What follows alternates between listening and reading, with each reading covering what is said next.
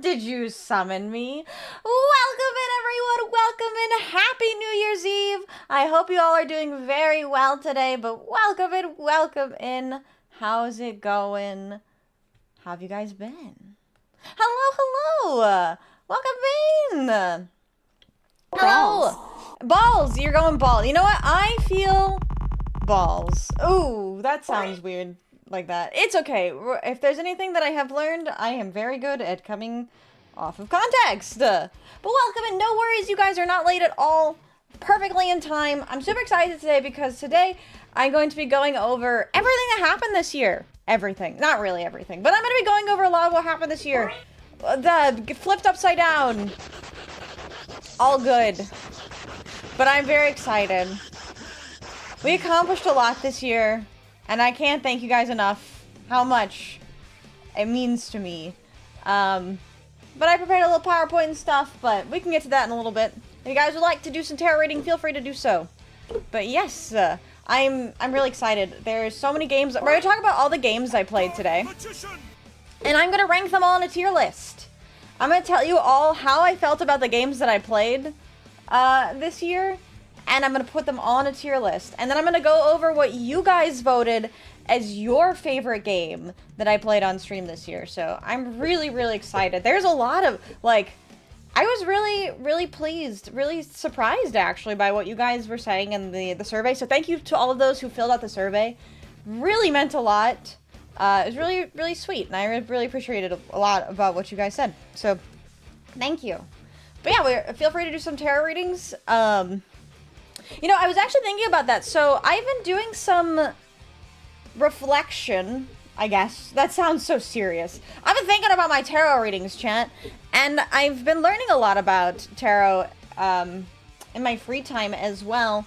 And one thing that I might actually end up doing is I might end up getting rid of the, like, 1 card, 2 card, or 1 card, 3 card, 5 card thing. And doing it more like, what's the word I'm looking for? I guess modular. So you can have, like, instead of doing 500 points, 500 channel points or $1 for a single card reading, it would be that same amount, but for, like, a simple reading. And then you can, the more you go, the more in depth it gets. And then based on your question, I will use the cards, use the number of cards I think is appropriate. Upon reflection, I have decided to graduate. Fuck you all. No, I would never. I would never. If I were ever to come to that decision, I would make it very obvious. Pay to win tarot? Oh my god. Not pay to win tarot. Not pay to win tarot. But I just realized that I've been kind of locking myself in this, like, oh, I have to do this way. So I think the big thing is, like, I just want to get better at my tarot readings in general. So I've been practicing. But no, not pay to win. It's just like, I mean, it already is pay to win. What do you mean, Tyler? It's 1 card for simple, 5 card for complex, right? Welcome aboard, Hawk. How are you doing? Am I ready to say goodbye to 2025? I don't know, honestly. Yes and no is the answer. I'll be honest. Sometimes I still feel like I'm stuck in 2024. I still feel like I'm stuck in 2024. It's so weird. This year was so strange to me. Yeah, I'm gonna be real. That question is so fucked. I need a second tarot deck, right? No, that's exactly what I mean, where it's be like, oh, I pull a card, and I'm like, I'm not sure that really makes sense, so I'm gonna pull a clarifier myself, and then I could be like, oh, yeah, no, wait, that makes so much more sense that way. Or I even have I have an oracle deck, too, that I might end up using as well. I'm not sure I understand still. Isn't that what you already had set up? No. So it would be like somebody comes in and somebody's like, oh, hey, Vixie, I want to know about my future. I'm worried about X, X, and X. And I go, okay, great. Let me shuffle the deck. And then I pull a card And I'm like, okay, so let's see what you have going on in your mind right now. And if they say like, oh, I would just want a simple reading, I could pull a card and I could get, okay, that's Two of Wands, so it seems like you're having a difficult time making a decision. What's that decision about? Well, it looks like there's a bit of a conflict in your life. So maybe part of the problem is you aren't sure how to deal with this conflict. So maybe there's a way you can deal with this conflict. What's the best way to deal with the conflict? Well, it looks like there's a lot of things going on that you're worried about. So maybe if you try and assuage these worries, then you'll feel better. That's kind of what I mean by just like the more in depth the reading would be, the like longer that I would go on, you know. So that's what I mean. But I'm doing well. I'm doing well. How are you doing, Warhawk? How are you doing, Nick? Welcome in. Welcome in. Pour more clarify cards if you don't get a specific answer. I think if the answer isn't clear is more so what I'm thinking about. But yeah, just like a newer, more modular way of doing it, because I've been watching some other tarot readings being done, because I know it's crazy, chat, but I've learned that you can actually learn how to do things by watching other people do the same thing, and it just like you're able to get what you want from the cards better that way. So yeah. Pulls more clarifier, ends up drawing Exodia, the reedy is obliterated. And pulls more clarifiers, ends up using the entire deck. Man, your question's really weird. I don't know how to answer that one. Sorry. But yeah, that's exactly it. But yeah, so, I will be thinking about updating that in the new year, so. That's my New Year's resolution, chat. My New Year's resolution is to get better at tarot readings. Funny to use a Yu-Gi-Oh deck as a tarot deck. That would be amusing. People have mentioned to me before that I should get the Arcana Force cards and use them as a tarot deck. The problem is you can't get all 78 tarot cards, so it wouldn't be as good of a reading in my opinion. But that's why I did the whole Arcana Force thing, where I made up all my own cards. Yeah, that was fun. My dream still would be to have my own custom tarot deck. Randomly draw Pot of Greed. Yeah, you're like doing the reading and you pull Pot of Greed and you're like, hold on a second, that means I need to draw 2 more clarifiers for my deck. Hold on. Pot of Greed? Fantastic. Wonderful. Exactly. But yeah, so for today, I have 30... No, I think it's like 25 games to go over. I played a lot this year. It was actually kind of insane how much I played this year, so I'm looking forward to talking about it. Gonna talk about Master Duel, gonna talk about Magic. We beat a lot of games this year, too. I actually counted. We beat 6 games this year. That is way more than I've ever beaten in my life, chat. So that was a lot. And then, like, yeah, Inferno mentioned it as well. We're close to 3.5 or 5.4 on YouTube as well. Oh no, she's making the promise to improve that only lasts 3 weeks at best. You're so right. You're so right.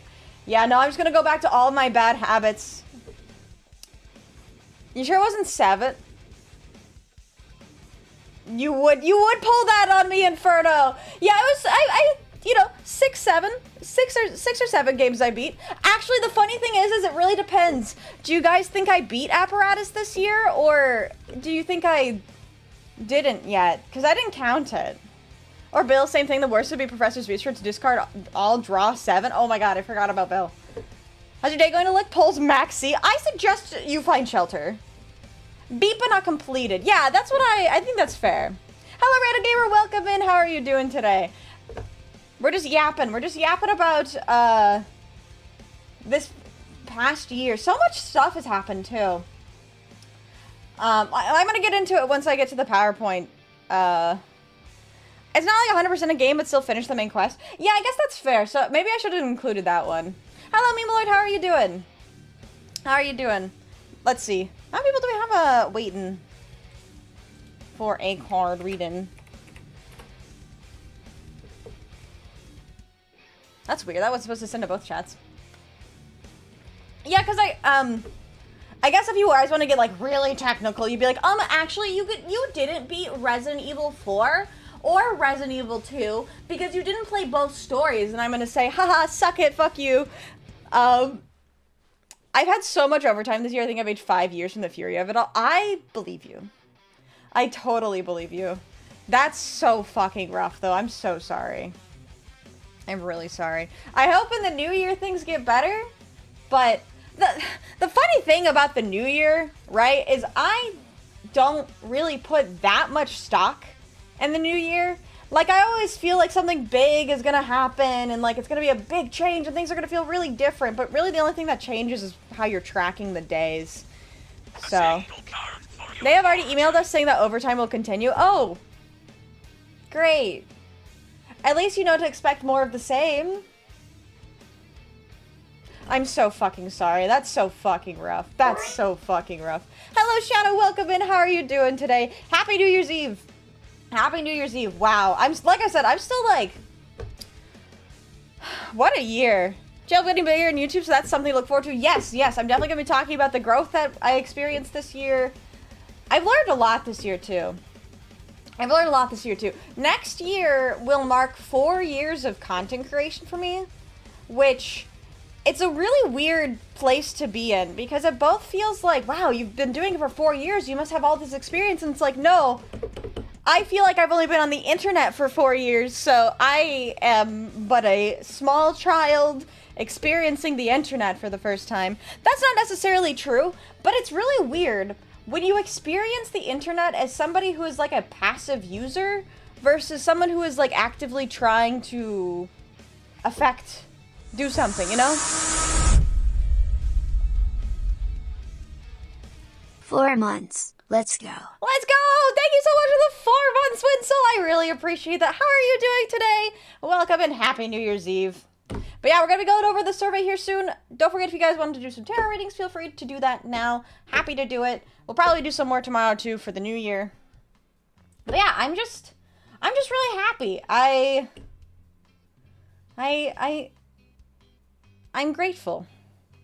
And influencer versus internet shrimp, kind of, yeah, basically. It's weird. It's weird. Like, 4 years both feels like a drop in the bucket, but also not. It's a weird feeling. It's a weird feeling. Namming some chimkin and hanging out. Ooh, what kind of chimkin are you eating? I love some chimkin. I had this morning, okay. I had an omelet with bell pepper and onion that I cooked and bacon grease. And it was really fucking good. And then I put smoked Gouda in the omelet as well. Oh, delicious. It was really tasty. I cannot stand bell peppers. That's okay, more for me. Pick it, do a different pepper if you like peppers. Hello, Lan. Hello, Alex. How are you both doing today? Happy New Year's Eve. Happy New Year's Eve. I'm super, super excited to talk about it. The legendary Joey is here with me. Hi, Joey. Are you ready to lose a bet?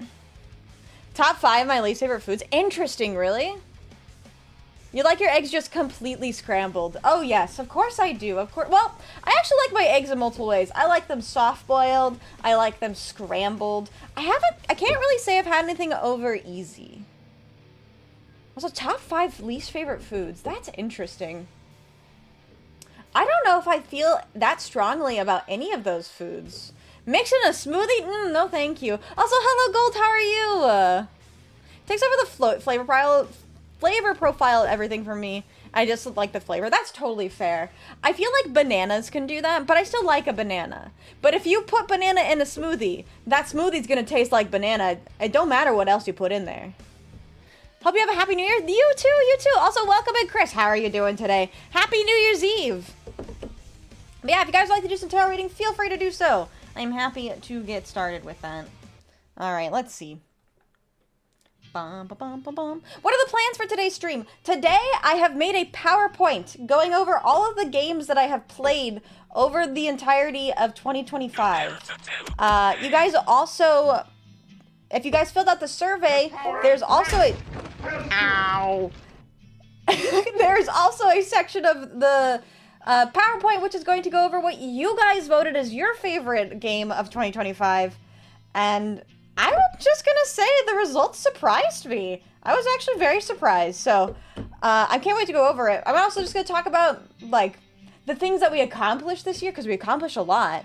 Will the PowerPoint have banger music? Oh, always. We have banger music all the time. Hello, Kazu. Why Amogus Gay Sex? Is that what that one is? I don't remember.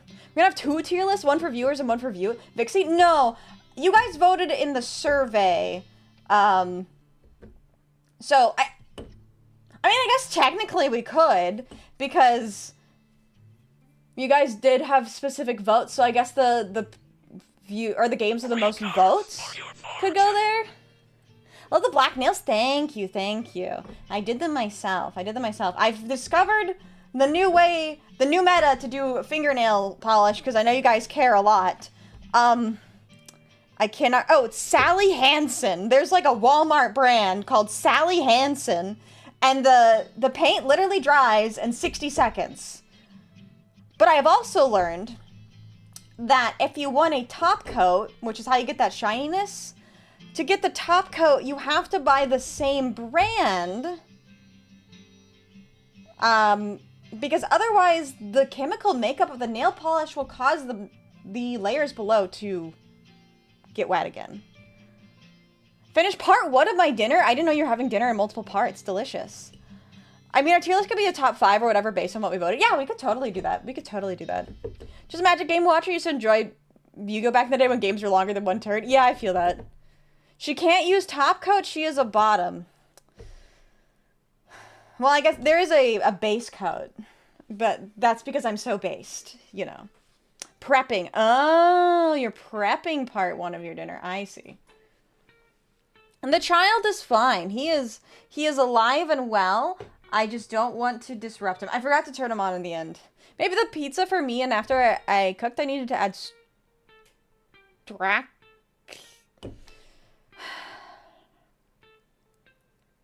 Sound it out, Vixie. You can do it. Stracciatella? What is that? It's a type of cheese. Oh, okay. Hey, gal, what is that? Is that a type of cheese? I actually heard a statement from Magic employees. Their goal for Magic is actually try and get the game to be faster, kind of like Yu-Gi-Oh. Fuck that shit. Fuck that shit. Oh my god. I cannot even begin to talk about all the mistakes that companies have made about specifically card games, but Magic's Wizards of the Coast has been just fucking up step after step after step. It's ridiculous. You didn't get to check on him at the end of the stream? Remind me. I will let you check on him at the end of the stream. Their philosophy was because if you play shorter games, you want to play more games compared to 1 to 2 hour games. I don't care about their philosophy. The game is over 30 years old for a reason. Why don't these companies understand that you can't just innovate a new game out of a game that has existed for 30 years? Wizards of the Coast trying not to kill their game. Impossible. I know. I watched the professor's video on the worst things that happened in Magic this year. Oh, brother, was that a rough video to watch. Hello, Lan. Welcome into the Twitch side of things. Yeah, no, I think Wizards of the Coast is fucking stupid, and they're going to run Magic into the ground. Just like they did D&D. But, you know, I am not Wizards of the Coast, and I actually had a lot of good things happen to me this year, so. Change is fine, but we love they really wanted to make Fortnite the TCG. Oh, yeah, I love that next year, 4 out of the 7 standard sets are not even original designs by Magic the Gathering, and we get another fucking Marvel set. Because that's what I wanted to play, was Marvel Snap and Magic the Gathering. I'm sorry. I have a lot of feelings about this. So anyways, you guys want to do some tarot reading? Let's see who's next. Alright. Tyler would like to test fate. Alright, Tyler, let's see. Are you going to be 0-3 this week? Or are you going to go 1-2? Let's see what the deck says. Fuck those nerds. We want the other nerds. Yeah, I want the cringy nerds. I don't want the nerds that go to like comic book conventions. I want the nerds that go to like LARP parties. What do you think of the new rules? I haven't even looked at the new rules. To be honest, I have not played a modern version of Dungeons and Dragons in a long time. I was trying to think the last time I did. I haven't played modern Dungeons and Dragons in a long time.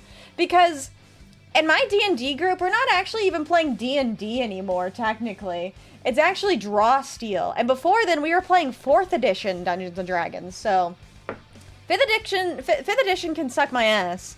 Does 4th edition count as modern? No. When I say modern, I mean like the most recent version. Happy Happy New Year to you as well, Doomy. Welcome in. I don't think they're trying to become Yu-Gi-Oh! Turn Zero stuff, but that's their reason for pushing more and more power creep quicker. I actually don't disagree with them, but it's usually not their...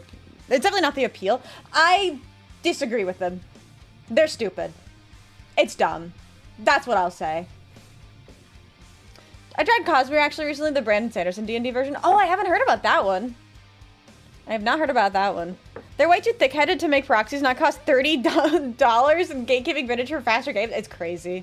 It's crazy. My Hexblade subclass for Warlock has got... What? They got rid of subclasses? That's insane. Also, Retro, welcome in. Happy New Year's, everyone. You play 4th edition, but 3.5 is so much better. See, I've heard that. I can't vouch for it. I liked 4th edition because I like the way they handled spells. Alright, though, let's get started. Alright, Tyler.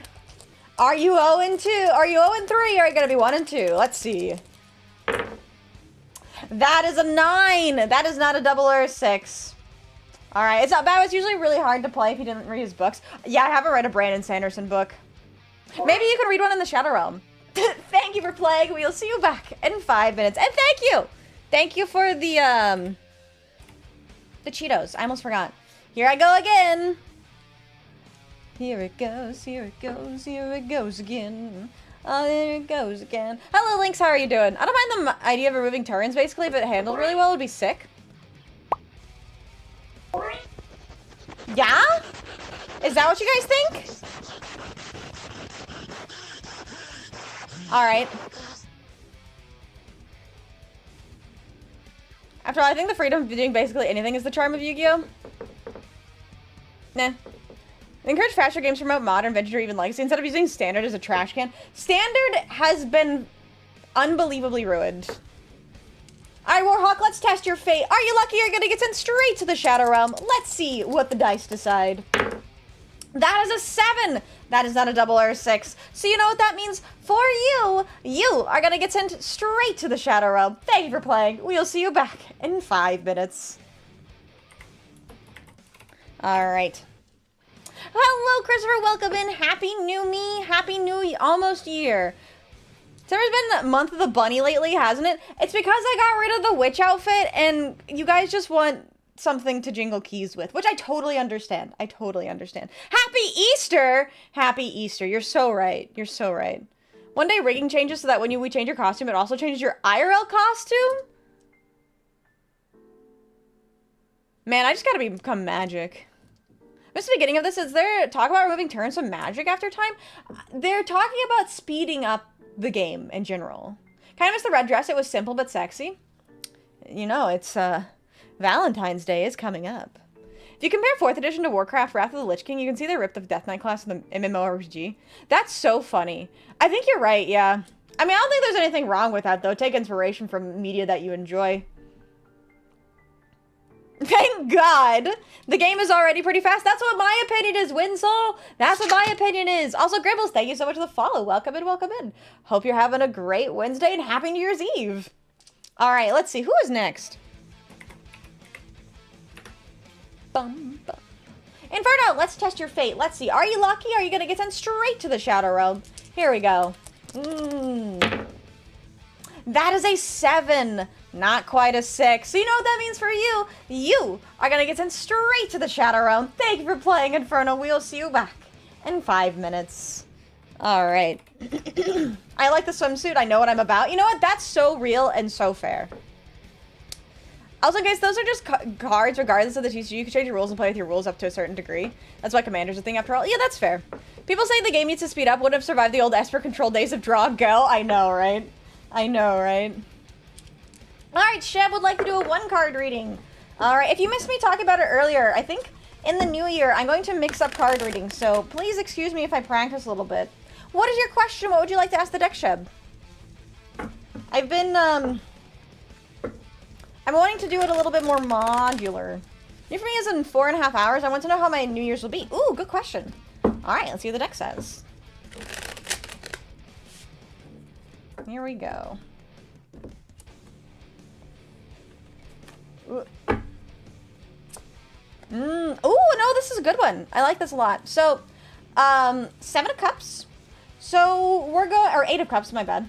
How many times do I forget how to read Roman numerals, chat? Talk about things I need to do for the new year. So I think the new year is going to be a time of moving on. You're going to find that the things that have worried you in the past are no longer going to worry you in the future. So you're going to be able to focus on new things and leave the past behind. So you're going to be able to move on. Hopefully that makes sense. If you need me to clarify, let me know. That's 8. I know. I forgot how to read Roman numerals. I'm sorry. I still got the right card. It just took me a second. But yeah, so you're going to be able to move on and look past all the things that have happened. That's accurate. Good. I'm glad to hear that. All right. Who is next? A Yu-Gi-Oh player that can't read? No way. All right, random gamer, let's test your fate. Let's see. Are you lucky or are you going to get sent straight to the Shadow Realm? Let's see what the dice decide. I'm so glad to hear you guys say how much you like the certain outfits, though. It makes me happy. Tactical nuke incoming! Oh no, the feet are gonna get nuked. My feet have been nuked! Thank you, Grevels. I appreciate that. Thank you. They would match my model if chat didn't put me in the bunny suit. Thank you for the head pats. But yes, that is a 3. That is not a double or a 6. So you're gonna bring some barbecue chicken wings to the Shadow Realm? Save some for me. We'll see you back in 5 minutes. Thank you for the hydrate as well. Let me do that.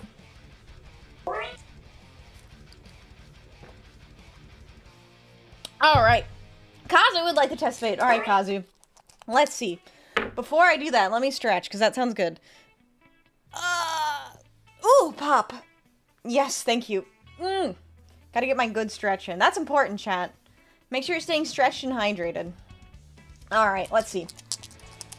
What does the dice have to say for you, Lynx? Are you lucky? Are you unlucky? What does this mean for the new year? Smells like corn cans? God, I hope not. Does corn cans... Balls. Balls. Do you think corn cans smell like corn? Or metal? Or both? Hi, Wrench, how are you? Happy New Year's Eve! Hope you're doing well. Alright. That is a 4. That is not a double or a 6, I'm sorry to say, Wrench. So you are gonna get sent straight to the Shadow Realm. Thank you for playing. We'll see you back in 5 minutes. I'll accept that if I can... Wait. I don't know about that one. Alright, Pluchy. What is your question?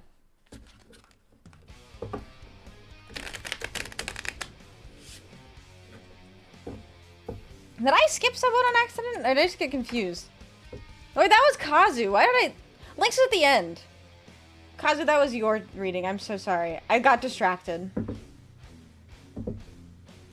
Unsuccessful. You can't roll the dice. You didn't play Skull Dice yet? Shit, you're right. I need to play my card first. Link's distracted me with the fucking corn can. I thought that was Lynx's reading. But Kazu!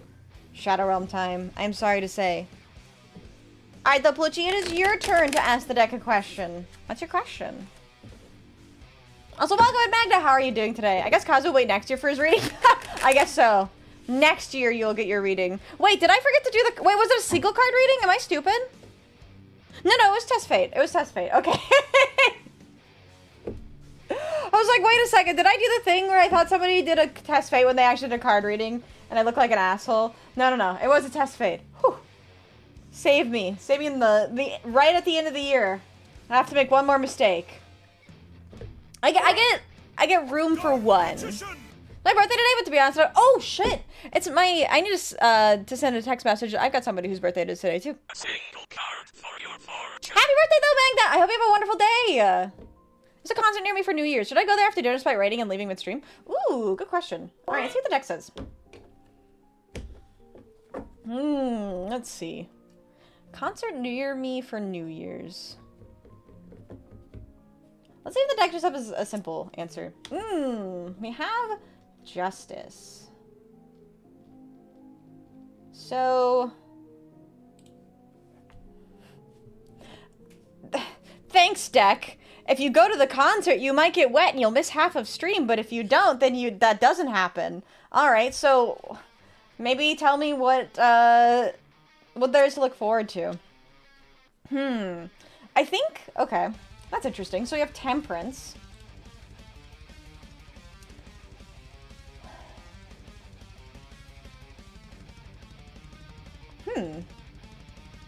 I think, sorry, I just realized my mouse is in the way. You missed what I was saying earlier, Plucci. I've been wanting to kind of do tarot readings a slightly different way, but okay, so we have a very simple, if you do things one way, then it'll happen this way. But then there's also,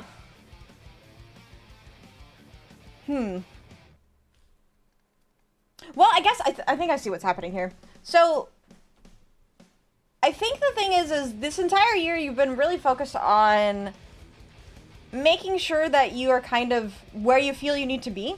So there's been a bit of an imbalance of like doing things and like staying because you feel like you're needed versus like getting some time to yourself. So I could see that potentially being something that you could do. But for a final card, we've got 9 of Cups in reverse.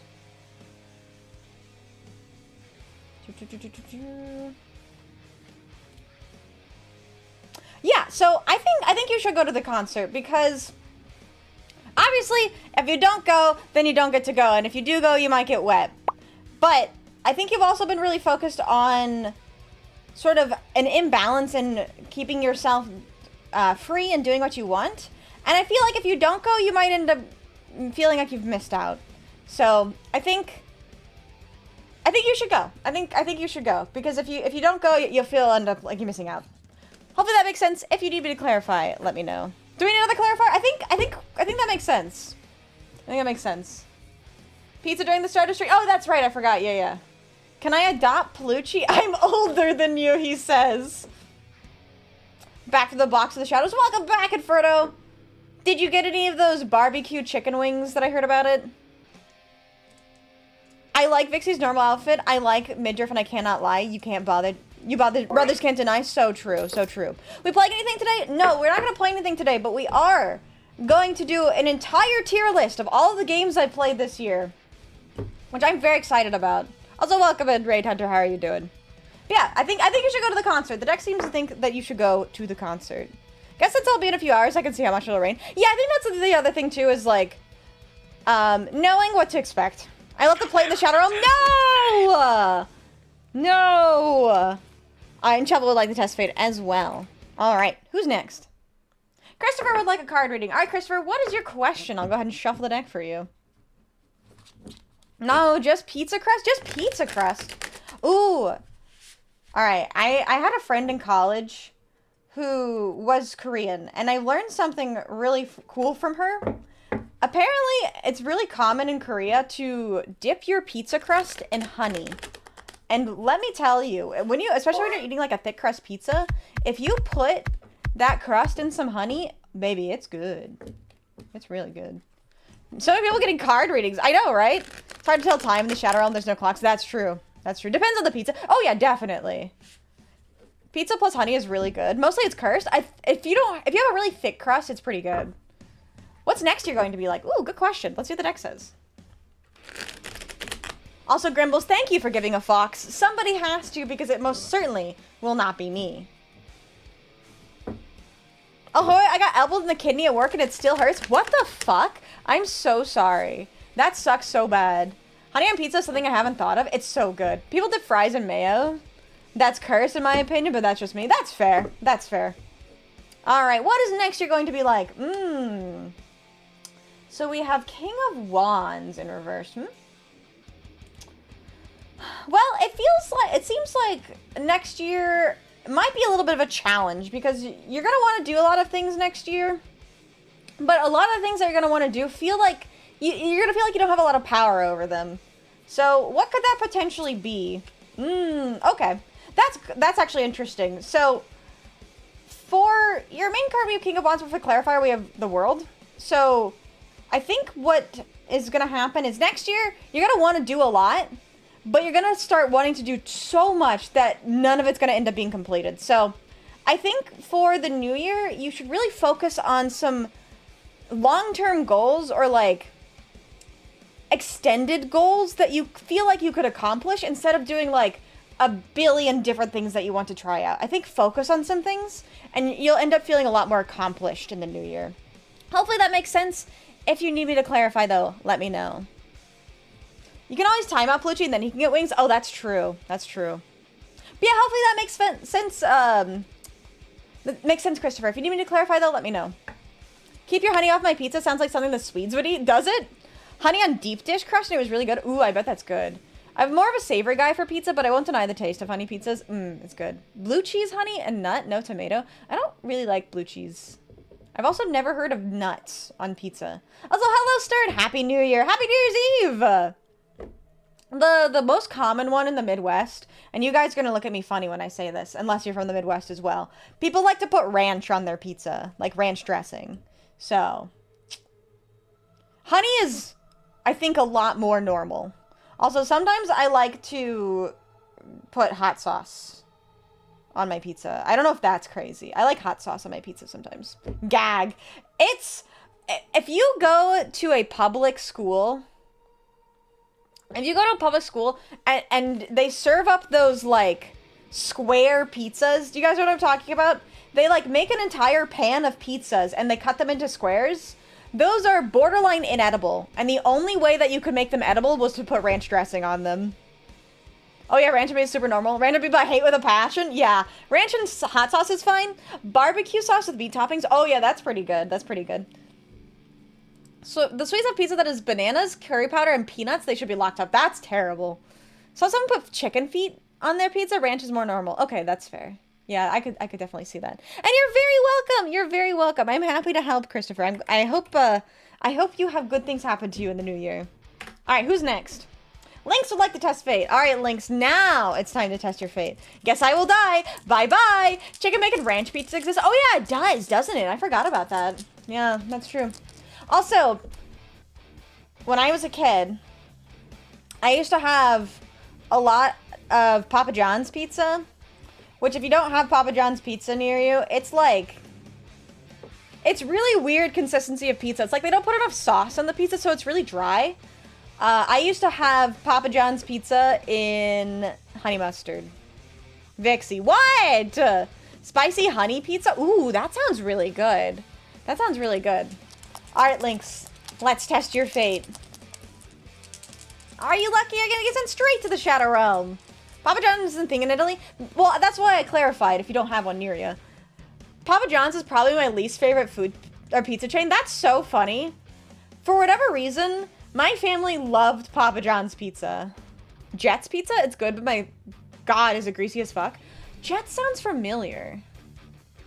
Why do I feel like a Papa John's in Italy would get set on fire by the locals? Because it probably would. I don't know what they do to their pizzas, but it tastes so often bad. So, I used to work at Papa John's Pizza. Also, welcome and thank you so much for subscribing. You're now our newest Vulpist. I used to work at a Papa John's Pizza. And those hygiene standards...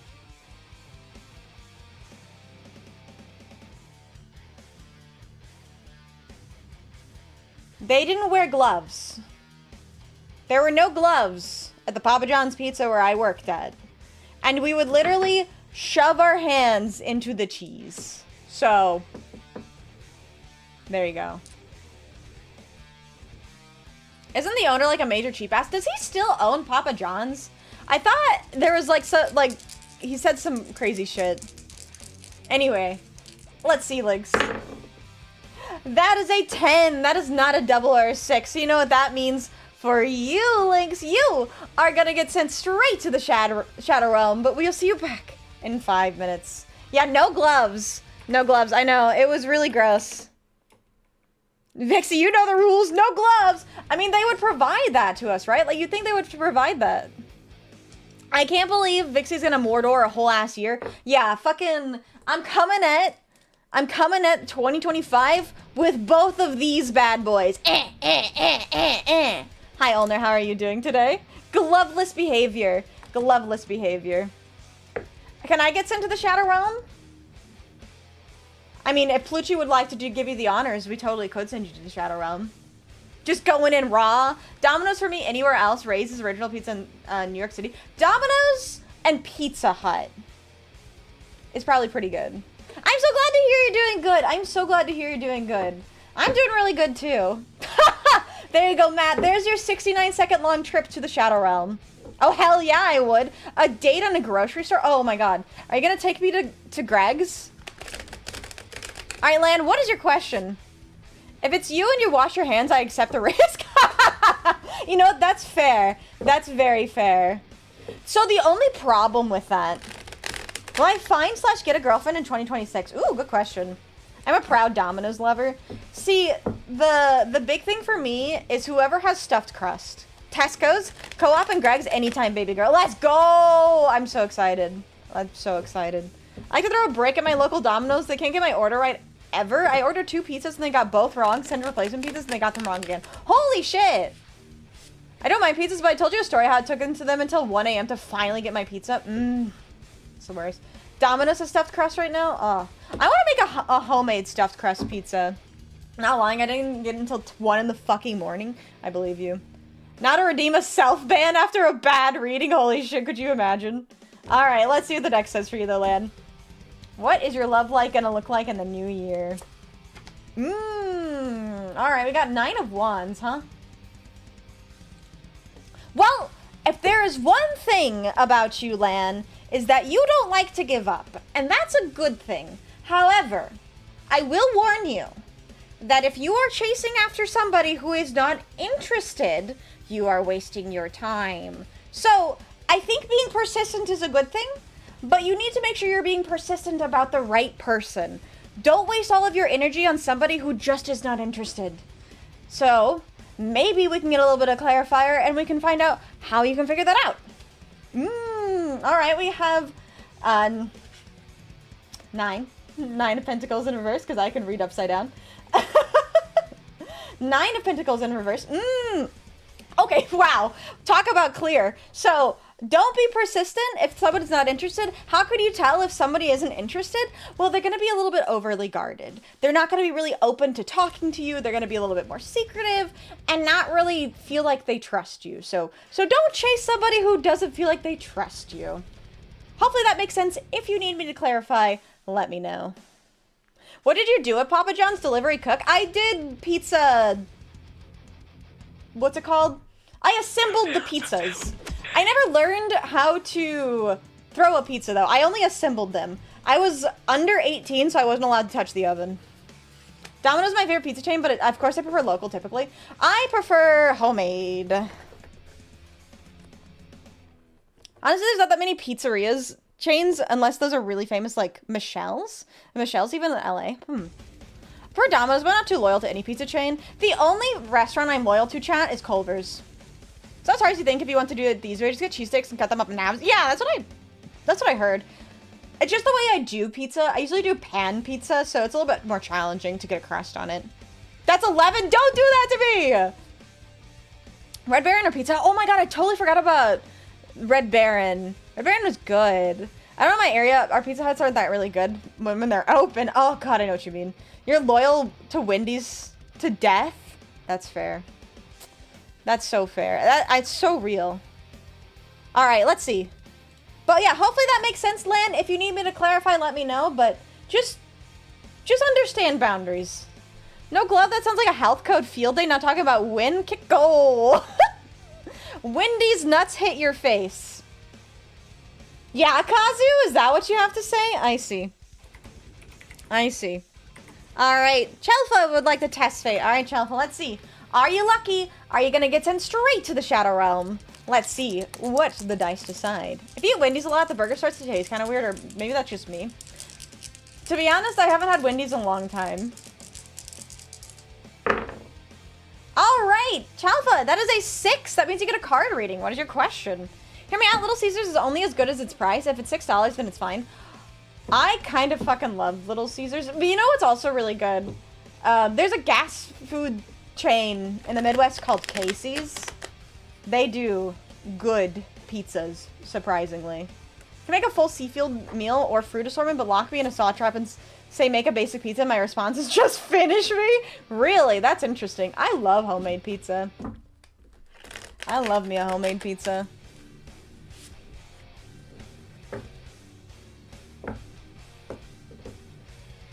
Trying to think.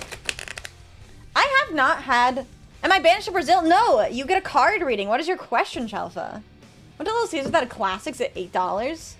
To be honest, that means nothing to me because I don't usually get pizza.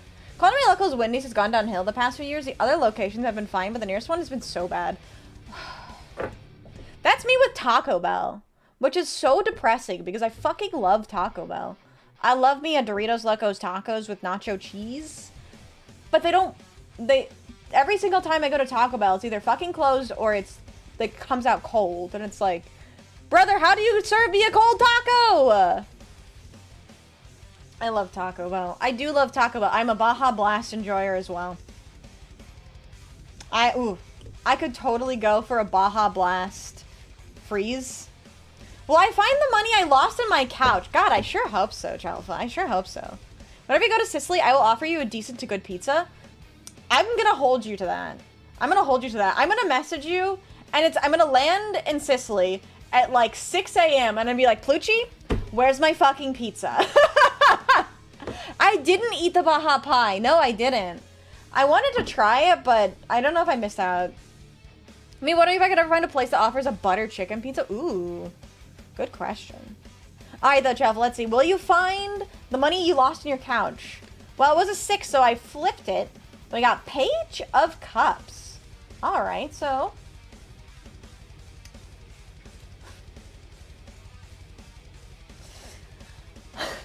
That's really funny. Okay, so it seems like there's a piece of dirt on my card.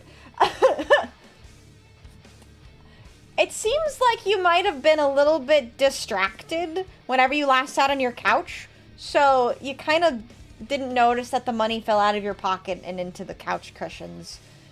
So that distraction probably caused you to lose it, but are you gonna find it? Well, it seems like in order to find this money that's in the couch, you're going to have to make a really tough decision. And the really tough decision is whether or not you take the couch cushions off. I know that's really challenging because I bet they're heavy. I bet you haven't, like, touched them in a while. And potentially as well, you might even have to move the couch. And that's a lot of hard work. So... will you also get lost in the couch? I think you will also get lost in the couch if you decide not to move it, because that's the difficult decision you're going to have to make here is whether or not to move the couch. And if you don't move the couch, you too will be eaten. No, they're so sticky down there! Anything but that! I'm sorry, Chalfa. I told you it was going to be a tough decision. It's a really tough decision, but if you want to find that money again... yeah, there might also be a couch monster. You're right. You're right. In that video, that kid who stole a Baja Blast was Taco Bell exclusive. I don't think I did. I don't think I do remember that. Hello, Miki. Welcome in. Hello, Unknown. Thank you for the stream. Happy New Year to you all. May this year be full of fun, smiles, and good vibes. I have to go now. Goodbye. Thanks so much for being here, Unknown. I really do appreciate you stopping by. Happy New Year's Eve and Happy New Year. The couch monster is your cat? That sounds about right. That sounds about right. Yeah, are you gonna drop some new secrets about some music? I'm excited. I'm excited, Shrub. You got big plans the new year? We don't talk about that. Rare Shrub appearance on YouTube. It's true. It's true. Alright, but yeah, unfortunately, you might have to fight the couch monster if you want to find that stuff. Who's next? Grimble would like to test fate. Alright, Grimble, let's see. Are you lucky? Are you gonna get sent straight to the Shadow Realm? Remember, if you do not get a double or a 6, you get timed out for 5 minutes. I can't wait to see the new chaos next year on this channel. Oh, I'm so excited. I'm so excited. I have so many things I want to do and try next year. You guys won't be able to stop me. You will not be able to stop me. Alright, let's see, Grimbles. Are you lucky? Are you going to get sent straight to the Shadow Realm? Here we go. How to test my luck? Exclamation mark. Test fate for some details. But you can use channel points. Test fate will, if you roll the dice, get a double or a 6, you get a free card reading. Otherwise, you get timed out. All right, though. 𝖕𝖙, that is 2 6s. That's a double. So what is your question? Been trying to come up with stuff, but nothing is sticking right now. Hopefully soon. I feel that. I totally feel that. Yeah, if you would like to test fate, if you type !tarot, it'll give you the details. But basically on Twitch, it's just channel point redeems, or you can also use bits. Lost on the couch like a codename Kids Next Door character. Oh, it sounds like it. Do you have the Emperor? I do have the Emperor. It's somewhere in the deck. I haven't seen him in a while, though. Test your might, challenge Vixie to arm wrestling. Oh, that reminds me. When I was a kid, we talked about this very recently, actually, I think, where, who was making fun of me for being of average height, or being tall when I was younger, but then everyone else outgrew me? I can't remember who said that now. But I was one of the taller kids when I was in, like, 5th and 6th grade, and then everyone else, like, shot up next to me. I was also really strong. I actually used to be really good at arm wrestling. I used to beat all the boys in arm wrestling, and then they all hit puberty, and then they all destroyed me in arm wrestling, so I kind of lost my ego after that, unfortunately. I don't lift! I don't lift! I used to be really fast, too. I used to be able to run really fast. I had mentioned that I was in track for a bit. I used to run really fast. Not anymore. Flex for us? You see that? Yeah, I know you can. You want a gym regiment? No. I can't keep up with it. I don't really care. I've been hitting my weight goals. That's all I want, baby. That's all I want. Why was that in elementary school? All the kids like all the girls like the fast kids? You know what? Good question. I don't know. Will I move before 2027? Oh god, 𝖕𝖙, I hope I do. I hope you do. But let's see what the deck says. We'll never get a buffed mommy Vixie? No. I don't want to be buff. I just want to be strong. Alright, 𝖕𝖙, let's see. That is interesting. Huh. Well... Thanks, deck. You need to look at the silver linings. If you are currently in a stable location, that's a great place to be. Right now, the housing market is absolutely fucked. And I don't know if it's going to get worse or if it's going to get better. But I think the best thing for you to do is to keep looking while you have some amount of shelter. And you're going to have... And you might even have... I think the other thing is, too, is you might have to cut some corners. Because you may not be able to find the dream location you want. It could be that there's something missing from the building. It could be that the location is not as good as you would hope.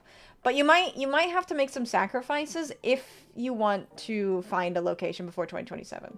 So keep that in mind while you're looking.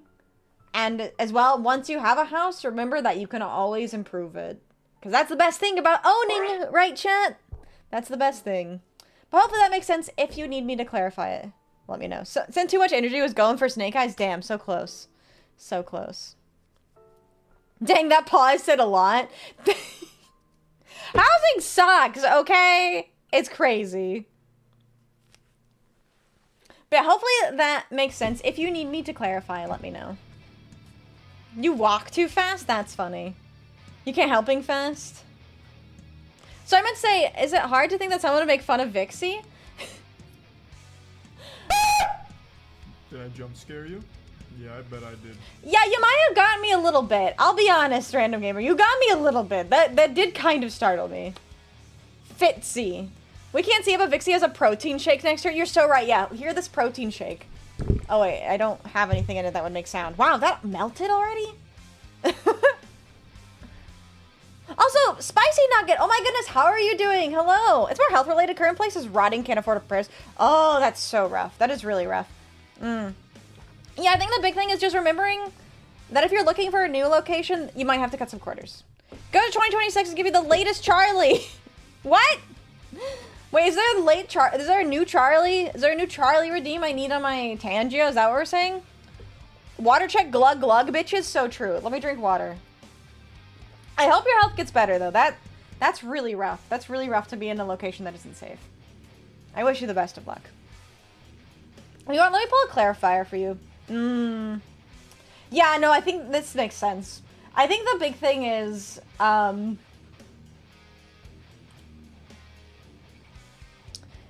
if you're just not living in a place that is safe and good for you, then just finding anything, even if it's not a house, if you have to end up renting, if your safety and your health outweighs everything else, so just find someplace, find anything. But I wish you the best of luck. That's my elaborate way of saying fuck off, Charlie. Oh, I see. I see. Thank you for the love. Thank you for the love. But yeah, hopefully that makes sense. Please take care of yourself. That is such a rough situation. Happy New Year. Here's some balls. Balls. Thank you for the balls. Thank you for the balls. Hello, D-Man. How are you doing? All right. My pizza turned out good except for the dough. Isn't that like the main thing in pizza? Don't you want the dough to be good? Question. I was good all of 2025. Can I cast the big spell? Of course. What's the big spell? I have no idea what the big spell is. Now I'm scared. Yes! That's funny. That's funny. Yippee! Yippee! Alright, if anyone else would like a tarot reading, feel free to do so. Otherwise, is it time to talk about the big 2025? Yes! Welcome in, Ben! Head pats, hello. Hello. Still can get a reading? Yes, you can. What is your question? There's the big one! Nuke incoming! Bam!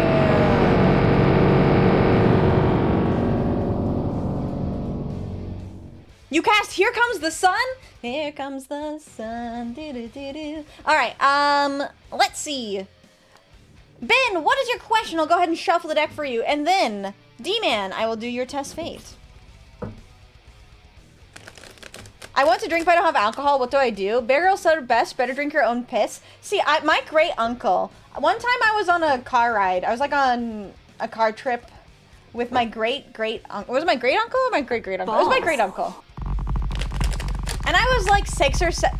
Did I really just say 6 or 7? Balls. True. I was 6 or 7 years old or something like that. And we were stopped at a gas station and I said, Mom, I'm really thirsty. Can I get something to drink, like bug juice from the gas station? And my great uncle just looked at me and he said, drink your spit. Oh, God. What awaits me in 2026? Good question. Let's see what the deck says. You overslept. You know what? That's okay. Kinky? Ew, gross. Not kinky. Thank you for the hydrate. Yeah, don't drink your spit. I don't think it's going to be very hydrating. I'm on rest currently. My left knee is cooked and I have a migraine from hell. I'm so sorry to hear that. I am so sorry to hear that. Go to college area and you look for the biggest house party and you go in. I mean, I guess that is one way to get alcohol on New Year's Eve. All right, let's see. What awaits me in 2026? All right. So, 6 of Cups in reverse. I think... Oh, this is actually really cool. This is really good to know. It's going to be a bit of a challenging year. Maybe you're moving out from home, or maybe there is a transition you're going to be making. Whatever transition you're going into in the new year, you're finally going to be able to gain some level of independence, which I think as an adult is one of the most rewarding things that you can have, is independence from your family and independence just with yourself. Like, there is one thing that is certain in life, and that is you always have to put up with yourself. So hopefully, by gaining some independence, you learn to love yourself better and figure out what you need and what you desire out of life. So independence is a good thing, and I'm looking forward to it for you. Hopefully that makes sense. If you'd like a clarifier, let me know. I've done it before. It works every time. I can tell you drinking your spit isn't bad for you. I mean, I guess that's true, but I just don't think it's going to be very hydrating, you know? I don't think that's very hydrating, but... It's out on a mythical level of Crash Out. It wasn't me for once. Wait, really? What happened? Ah, so you cast Daylight. The skeletons crumble, but your party failed to save and gets temporarily blinded. Oh my god.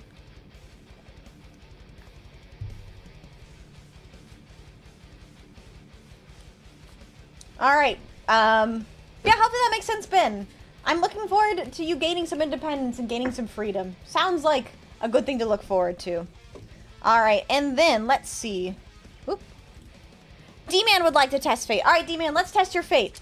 Are you lucky? Are you gonna get sent straight to the Shadow Realm? Also, misunderstood pervert. Damn, me too. Me too, bro. Thank you so much for the follow. Welcome in. You're now our newest Voltist. How are you doing today? My wife, bless her soul, bought me a new phone for the holidays. Praise be to her. I love her. That's so sweet. But there's a but, isn't there? All right, though, D-Man. Let's see. That is a 5. That is not a double or a 6. So you know what that means for you.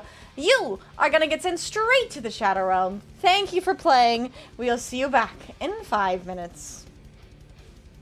Well, shit. Well, shit. Life happens. All right. Independence. I will quit my job. Then, hey, if that's what makes it better for you, you never know.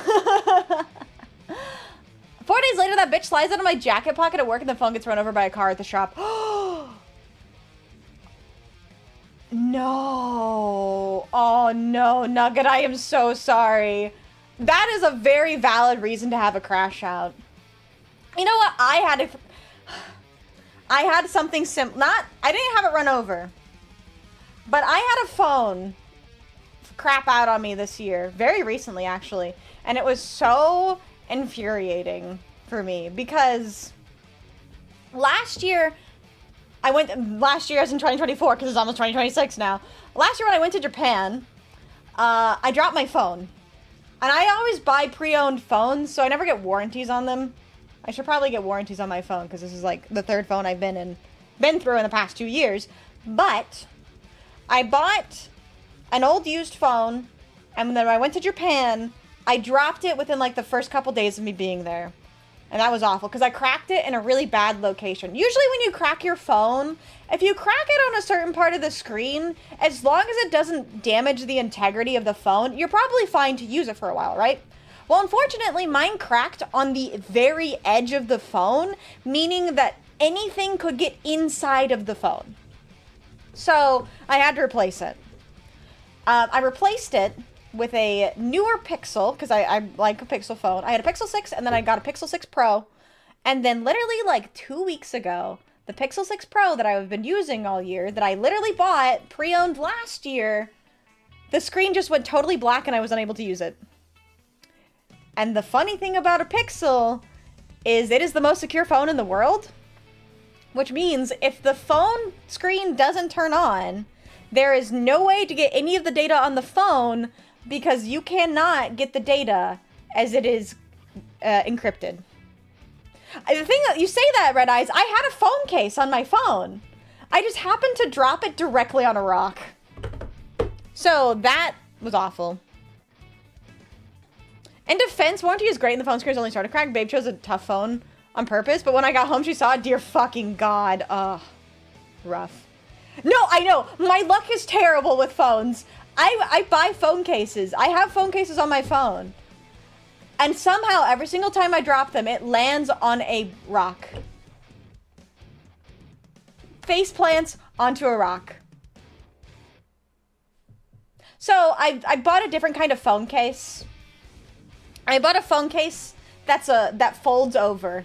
So then, even if I drop my phone, it won't happen. Stop going outside, you won't have that problem. See, that's how you know I'm unlucky in real life, because I barely leave my house. Could be worse when you're in a different location, it rained, and there's a leak right above my PC. On my birthday, too? That's awful. That's awful. Here's a dad joke. Have you heard of the term BOTHA? BOTHA stands for both of these nuts. Yeah. Yeah, but I bought a different kind of phone case that covers both sides of the phone. So, solve that problem. Hopefully.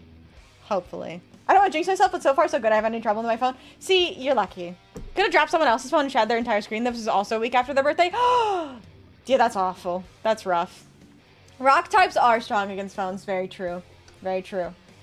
All right, guys. Are you guys ready to go over the cinematic universe, the nofoxweregiven cinematic universe of 2025? Because I think I'm ready. After a piss break. I'll be right back. But when we come back, it'll be time to go over all of 2025. So be right back. You can always be my little yeehaw. You can be my little yeehaw pog champ. She endures our insanity? That is true. We endure for Fox because yes, endure. So hungry, I want your sandwich now? What happened to your smant?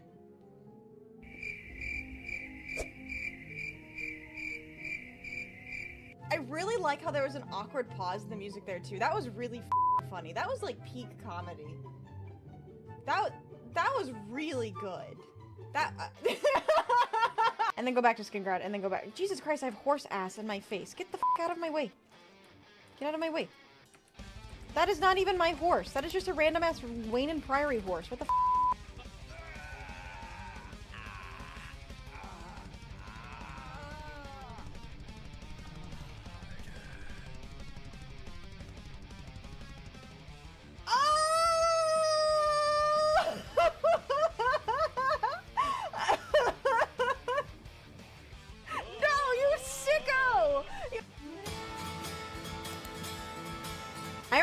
kid, I used to talk to my dad just about every single thing on my mind. And one time I was talking to him about Black Butler, and I told him about the character 𝖕𝖊𝖏. How could this creepy old man be a legendary Grim Reaper? And for whatever reason, the only thing that he hooked onto was the fact that the character's name was 𝖕𝖊𝖏. Because he said, when I was a kid, my brother and I used to say made-up words, and 𝖕𝖊 was one of our favorite made-up words. We would just say 𝖕𝖊. And that's my dad's story on 𝖕𝖊𝖏. No, actually, chat, I have a really funny story about Honey Pop. When I was in college, the IT department I was in, they had a Discord. And Hello, I'm back. How are you guys doing? How are you guys feeling? Okay. I'm back. I am back. Are you guys ready? How's the music? Is the music too loud or is it okay? Thank you, thank you. I'm back. I'm back, and I'm ready to say goodbye to 2025. Feel like you should shake it harder? Yeah, you should. You missed that story? Oh, wait, which one? Which one? Because I can give you the rundown really quickly. Also, hi, Kaneka, how are you doing today? Welcome in. Check, you good? Okay, we're good. I'm going to have to leave you in the background. I got a bet to win with Joey. All right, good luck. You got this. Oh, Honey Pop in college? I got caught by one of my Discord group mates because I forgot to turn off the game notifications on Discord. So I got a DM from one of my team members in my IT class, and he just said, Vixie, why are you playing Honey Pop? I got caught playing Honey Pop while I was in college. Fortunately, it was an online class, so it wasn't a huge deal, but I did get a DM on Discord. All right. But let's talk about 2025, shall we? Because 2025 was a really interesting year. A lot of things happened, but you know, overall, oops, double click. Overall, it was a really good year. A lot of really good things happened to me this year, and I feel like I've learned a lot. Hope after today to never see 2025 again. Me too. Me too. No, it wasn't during class. It was not during class, fortunately. But yes, so a lot of really good things happened to me this year. So, like, what happened this year? Also, of course, chat, I gotta move you just a smidge. We're covering up my accomplishments, chat. How could you cover up my accomplishments like that? But we did a lot. So this year, I gained 2.4k Vulpes on YouTube. We gained 2.4k on YouTube, 1.1k on Twitch, which is just unbelievable. That is so many people in 1 year. Thank you so much to everyone who subscribed to YouTube, who's followed on Twitch. It really, really means a lot. You guys are the accomplishment. It's true. Look how many Vulpes we gained. That is 3,500 Vulpes across both platforms, all in 1 year. That is insanity. That is insanity. Yeah, it's crazy. I'm so happy. Thank you guys so much. Yeah, YouTube growth was amazing this year. 7 decks are going to do elimination type first, so who wants out of deck has to be designated driver. You got this. You got this, random gamer. But yeah, so that was like massive growth. Thank you guys so much. we had our first official merch drop, which, again, I could not have done without you guys. Because of how much you guys enjoyed the new merch, I was able to become partnered with 𝖉𝖊𝖊 Market. And I don't know, wink, wink, nudge, nudge, there may or may not be a new drop that's going to happen next month, hopefully. I'll talk more about it as we get closer to it, but I'm working on getting some new merch out for you guys, and I gotta tell you, I'm really, really pleased with what I'm getting for you guys. I think you guys are going to be really excited because I'm really excited. God, I can't wait to get my hands on this merch. But the merch that we released this year as well, I love it. The Booba mouse pads are great. If you guys don't have the Booba mouse pad, I actually highly recommend it. I also highly recommend the full body one, because the full body one is really nice too. But these mouse pads are really comfortable. I gotta say, I am not even somebody who likes to use a padded mouse pad. Are you still using it for your feet? Maybe. No 𝖉𝖊𝖊. No Vixie 𝖉𝖊𝖊 for 2025. No. But yeah, these mouse pads are great. They're very squishy. The color's really nice on them. Really good. Really good. Yeah, the full body Booba mouse pad is at my other desk. And that one's really nice too. It is good on the feet. 2027. Yeah, 𝖉𝖊𝖊 for 2027. No. Although, at some point, maybe I will release the body pillow. At some point. The floof ears are not resistible. You can't resist it. They're just there. They have to be touched. Body pillow for 2026. One of these days. You're gonna say no, not the fucking 𝖉𝖊𝖊. Get your minds out of the gutter. You guys are ridiculous. So, but yeah, we got our merch drop. Super, super happy with that. If you guys haven't checked it out, I do recommend it. There's stickers too, but you guys can all find that. But yes, there will be more merch soon, TM. And I'm super, super excited about it. We also got the improved 3.0 model this year. This model that I'm currently using right now has been like a year and a half in the making. You guys remember the 3.0 model? There's been so many improvements to this model. I mean, I can lean like crazy. Like, I have all this crazy movement in this model that I didn't have at the beginning of the year. The shading on the model, the color, like, the improvement to the model that happened this year was just absolutely amazing. Massive shout out to 𝖍𝖆𝖗 and all the work he did. I'm, like, unbelievably pleased with this model. Like, come on, guys. Come on. This is crazy, right? So, absolutely blown away about that. As well, we had 3 new outfits this year. You guys were talking about it earlier. We had the red dress during Valentine's Day. Speaking of my merch, we had the red dress during Valentine's Day, which was absolute smash hit. Love that outfit. Then we had the improved bikini outfit for the summer, which was also just really, really good outfit. Love that one. And with 3.0, we also got the bunny suit as well, which I guess technically that means there were 4 outfits. So we had because we had the red dress at the beginning of the year, and then 3.0 came with the bunny suit.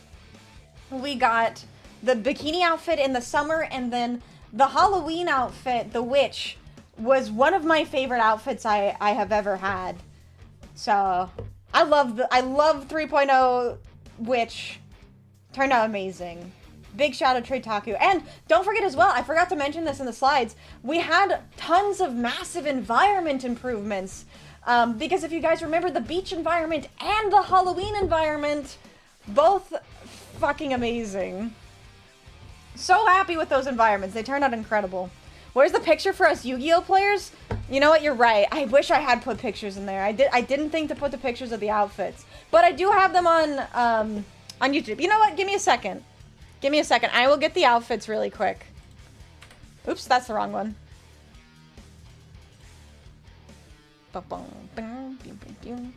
Yeah, for all you Yu-Gi-Oh players out there, let me find the outfits really quick.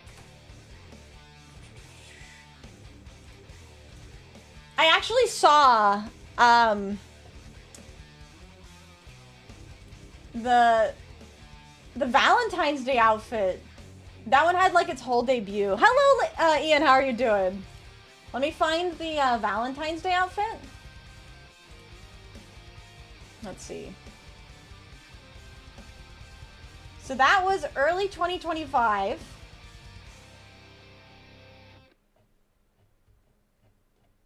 It's fun to scroll through this sometimes to see how things have changed. Yeah. We did this whole outfit debut. Let me show you guys. So this was February 3rd, 2025 this year. Hello, Death, how are you doing? And this was the whole outfit. It was the red dress outfit, which was really, really nice. I loved this outfit. This one was a good one. And like, we had so many, things have changed so much since then, but still the same, you know? This was a great outfit. I love this outfit. But yeah, so that was the red dress outfit that we had for Valentine's Day. This year we had the bikini outfit, updated debut. It was a deep cut dress. It was very deep cut. Let's see. February 13th. There you go. There you go. Let's see. Where was the...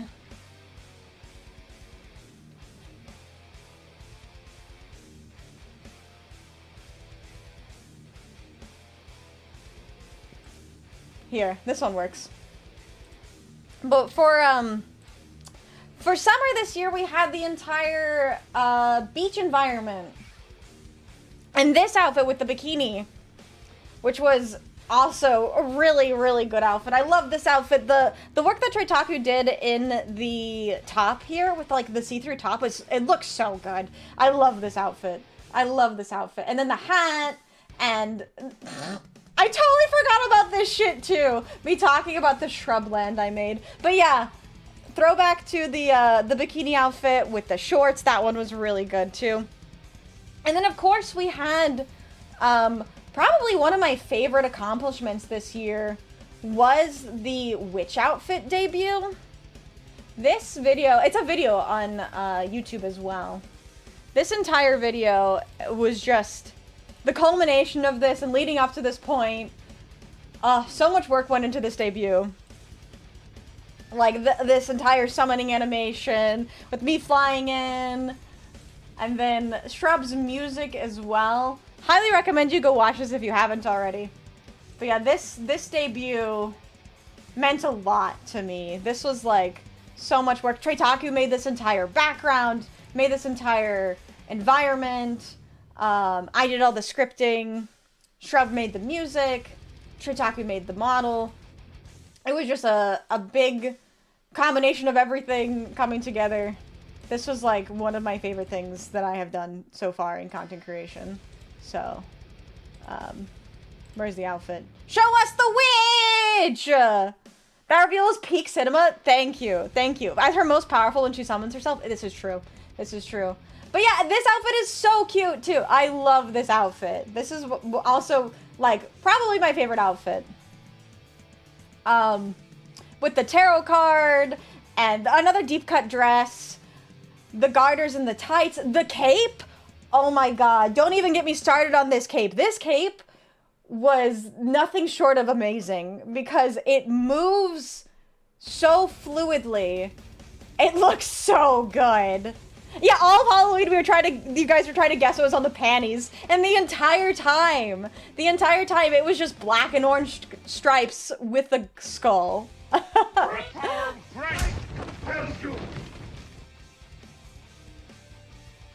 God bless 𝖍𝖐𝖙. So true. God bless 𝖍𝖐𝖙. Which is still my favorite. I don't know what it is, but it just works for Vixie. It's spotted. I know, it's like one of my favorite outfits. Of course, we have the bunny outfit too, which you guys could redeem at any time now.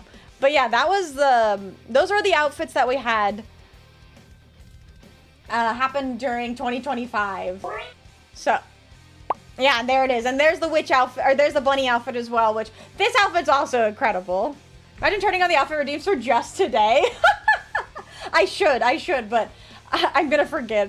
It was magical. It was such So amazing, so amazing. But yeah, so that happened this year. So we had 3.5K, the official merch drop, improved 3.0 model, including the new physics. Also, welcome in, James. How are you doing? 3 new outfits, technically 4 if you count the bunny. I also had my very first product sponsor. I don't know if you guys remember, but earlier in the year, I got contacted by Elestrals, and that was really cool. They like sent me physical product to open up on stream. That was a complete blast. I was really, really blessed to be able to have done that. Of course, I had my Rogue sponsor as well, which was also just a dream come true. Like, it's so amazing. Yeah, girl failure. Yeah, I know. So much happened this year. So much happened this year. Yeah, of course. Another thing, there are so many developers that reached out to me this year. And that was, like, really, really cool.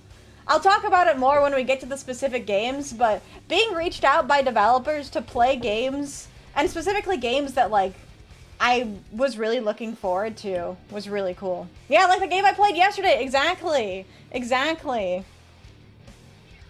2-1 says we're celebrating 5K on YouTube at some point in 2026. I hope so. I hope so.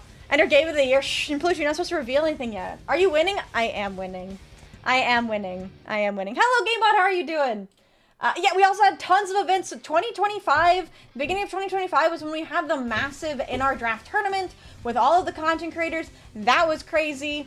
We had my big birthday stream, which went really, really well, and I had so much fun. We had all of the, we had In Our Draft tournaments, we had Magic tournaments, we had all of the, like, debuts, and tons of collabs. I did so many collabs this year, and they were so much fun.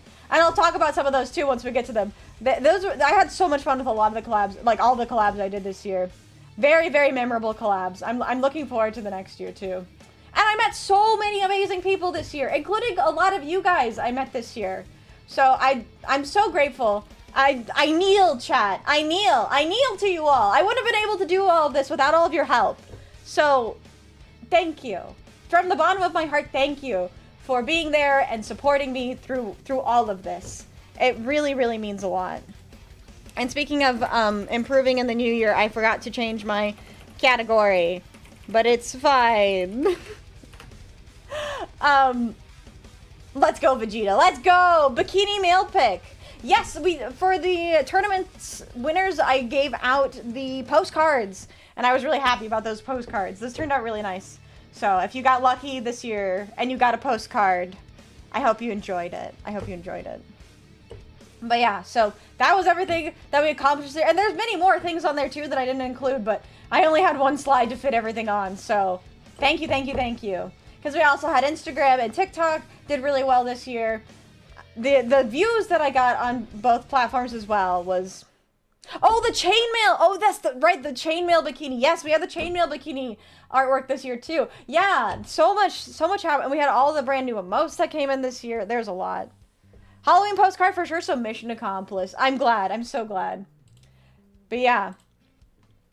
But the big thing that I wanted to talk about was the games I played this year. Because I played a lot of fucking games this year. I counted it. Not including all of the games that I did for members only streams, I played 25 different games this year. Happy New Year's to you as well, Quetz, and welcome in, Adricaris. You're not one of the amazing new people, you're just the same old Adri, and that's okay. Everyone that is here is amazing. Everyone that is here helped me get to this point. Everyone that has been here and isn't here anymore, or hasn't been able to come by in a while, it does not matter to me. You guys have been there for me. You guys were there for me. And I wouldn't be here without you all. Yes. I played 25 total different games. And I beat 6 of them. 7, if you include Apparatus. I actually beat a ton of fucking games this year. Which was a huge accomplishment for me. Because before 2025... I didn't actually beat that many games. I think I could probably count on one hand the number of games I had actually beaten in my life. Because I could probably do it right now. I beat Fallout 3. I beat Red Dead Redemption 1. Red Dead Redemption 2. Skyrim. And I don't know if any other games I beat. So, like, I actually beat, like, this year alone, I beat more than I had leading up to that point. So, fucking amazing.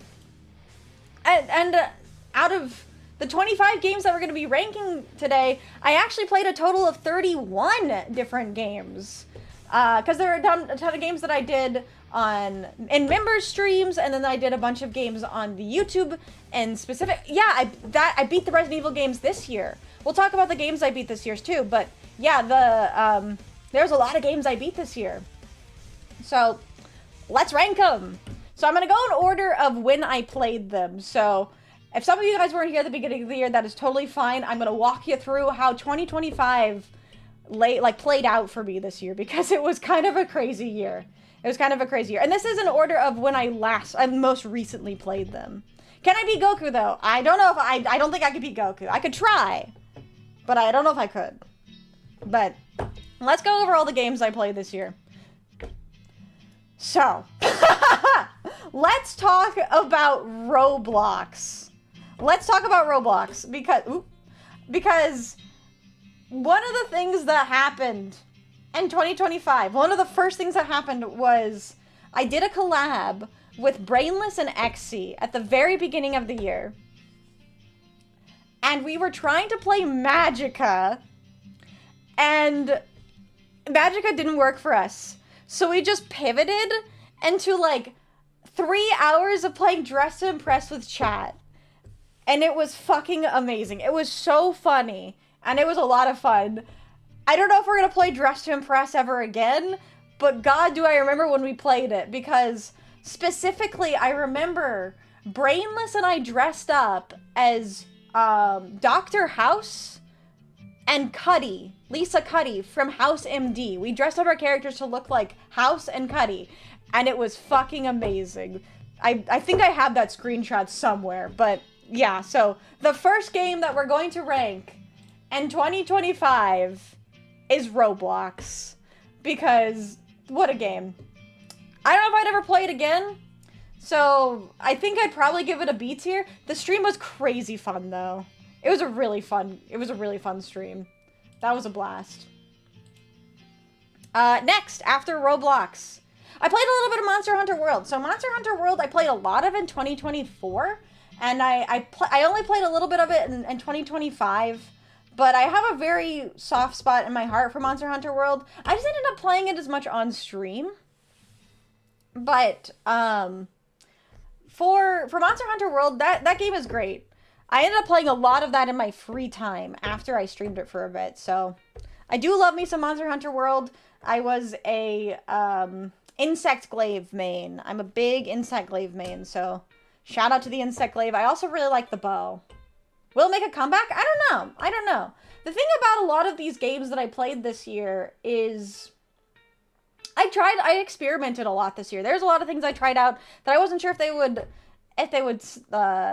work out or if they would stick around. And Monster Hunter was a really fun period of time, but I think Monster Hunter is a game that I just enjoy relaxing with sometimes. Monty Hunty. Yeah, Monty Hunty. But I still do love Monster Hunter. So for Monster Hunter World specifically, I definitely think that's like high A tier.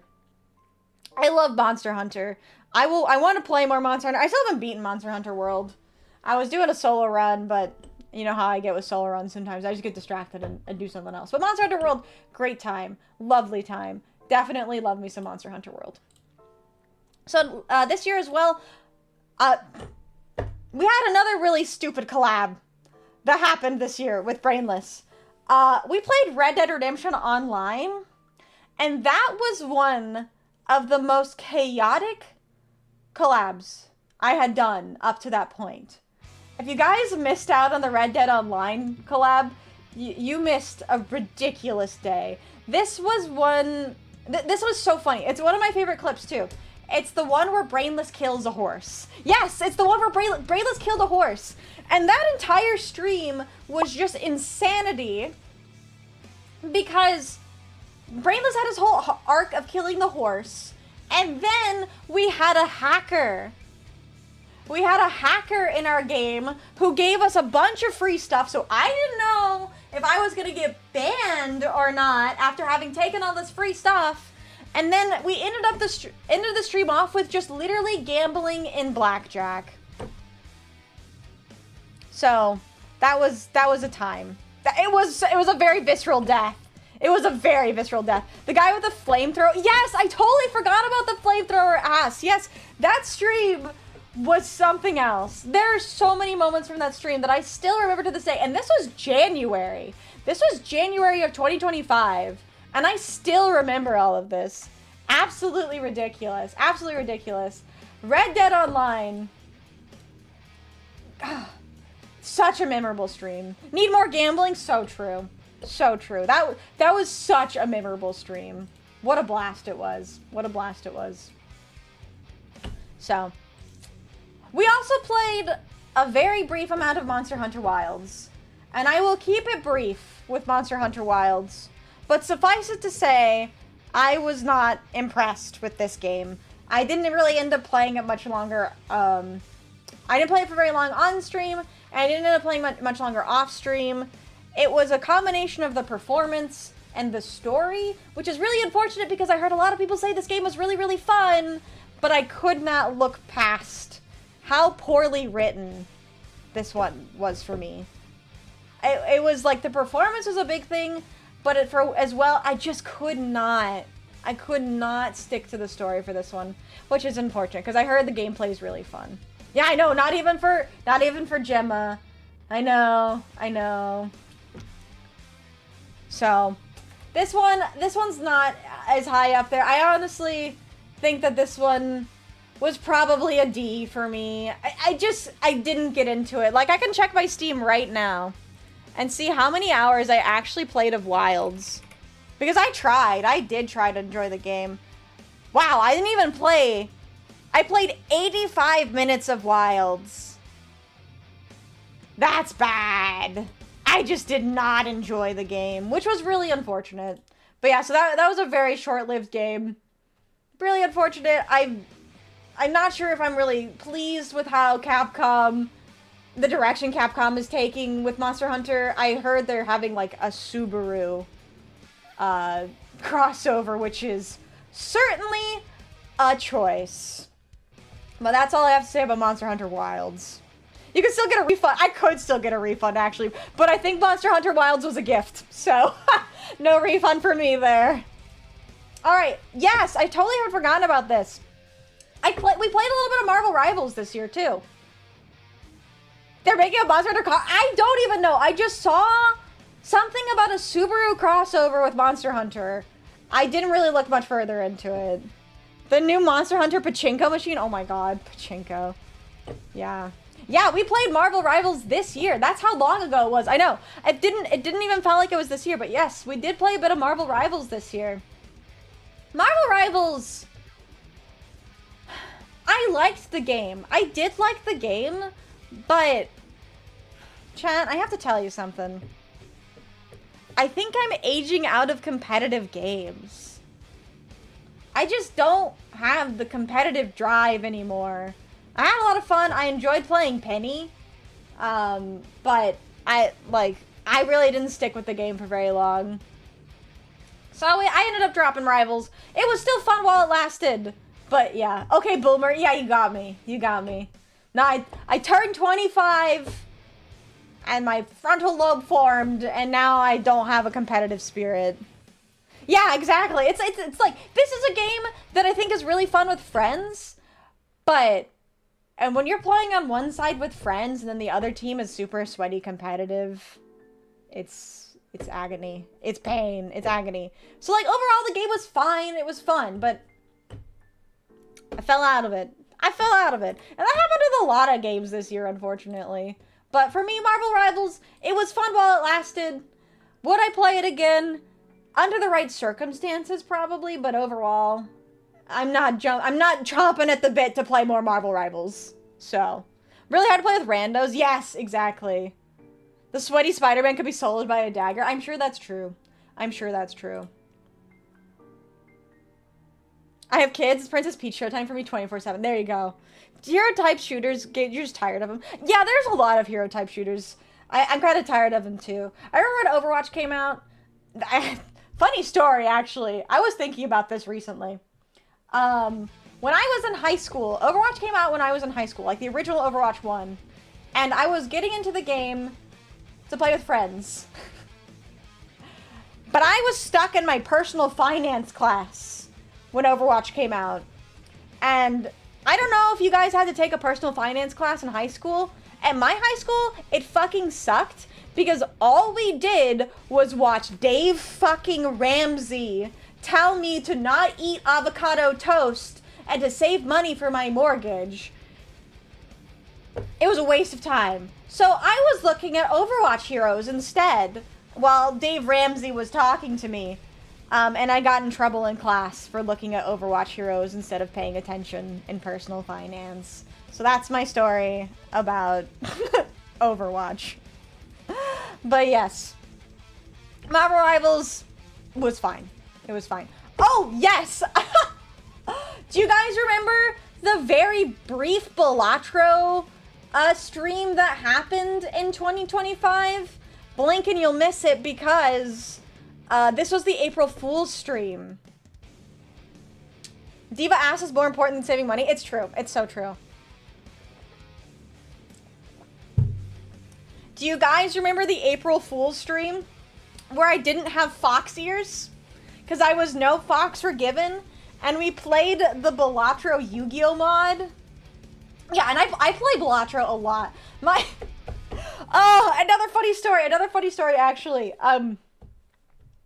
I went to my mom's for Christmas this year, and my mom has downloaded and installed Steam for the first time because she wants to get into some games.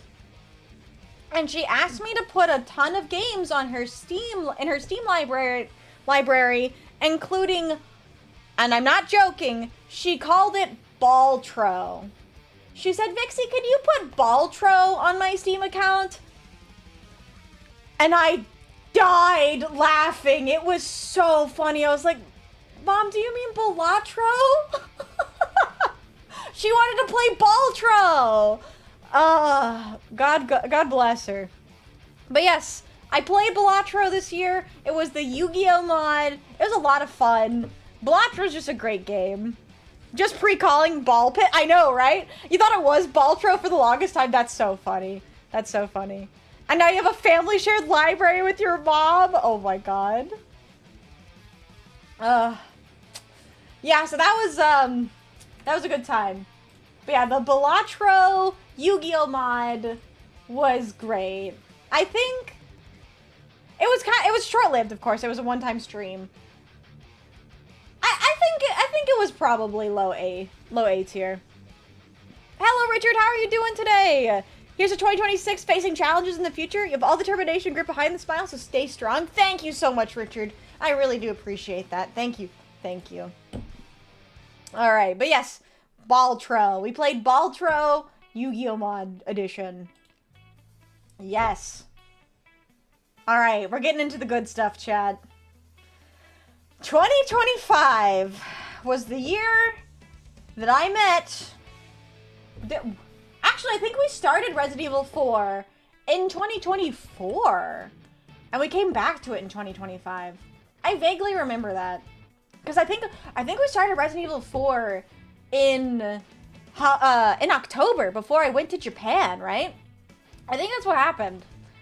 But played the original Resident Evil 4, and oh my god, did it make me fall in love with the series. This game, I struggled with it for a bit, because before I played Resident Evil 4, I was actually really new to the survival horror genre, and Resident Evil 4, especially the original, is not the most forgiving. If you guys remember, I had a couple streams where the game was unplayable.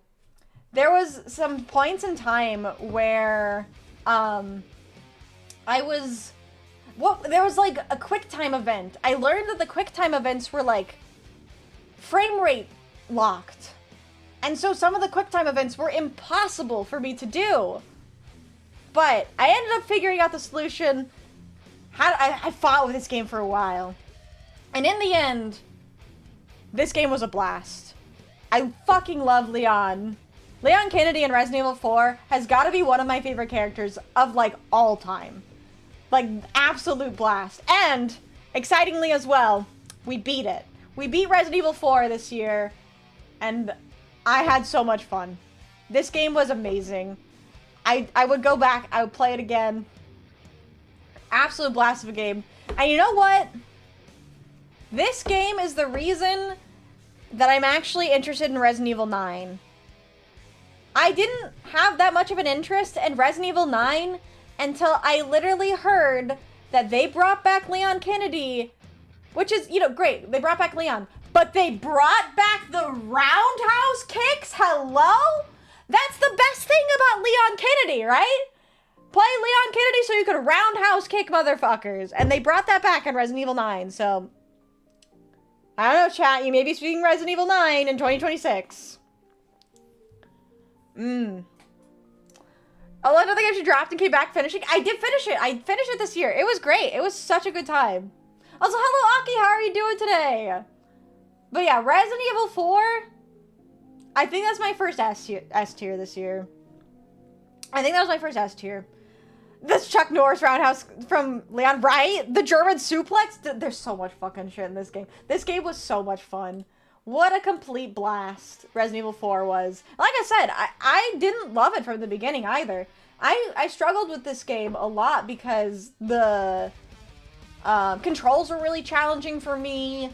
It was unsteady. I remember one time... I don't know what came over me, but at one point in time, when I was playing Resident Evil 4, I just got really, really sick. And I don't know now in retrospect if it was motion sickness or what. I literally puked on stream, which was not great. But I fucking love this game.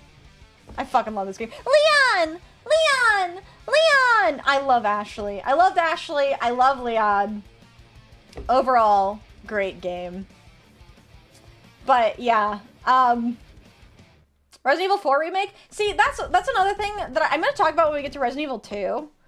I am so glad I played the original Resident Evil 4 and not the remake. And I'll talk about it more once we get to Resident Evil 2. But yes, I played the original, not the remake. I love the original Resident Evil 4 for a reason. I'm doing good though, Aki. I'm doing good. We're going over all the games that I played this year and I beat in the time frame that I beat them. But no, I'm really glad I played the original and not the remake. Oh yeah, I totally forgot I played this year too. Yes, we played Pokemon TCG Pocket for a while. I need to talk about Pokemon TCG as well because I haven't thought about Pokemon TCG in a minute. Let me get a quick drink of water though.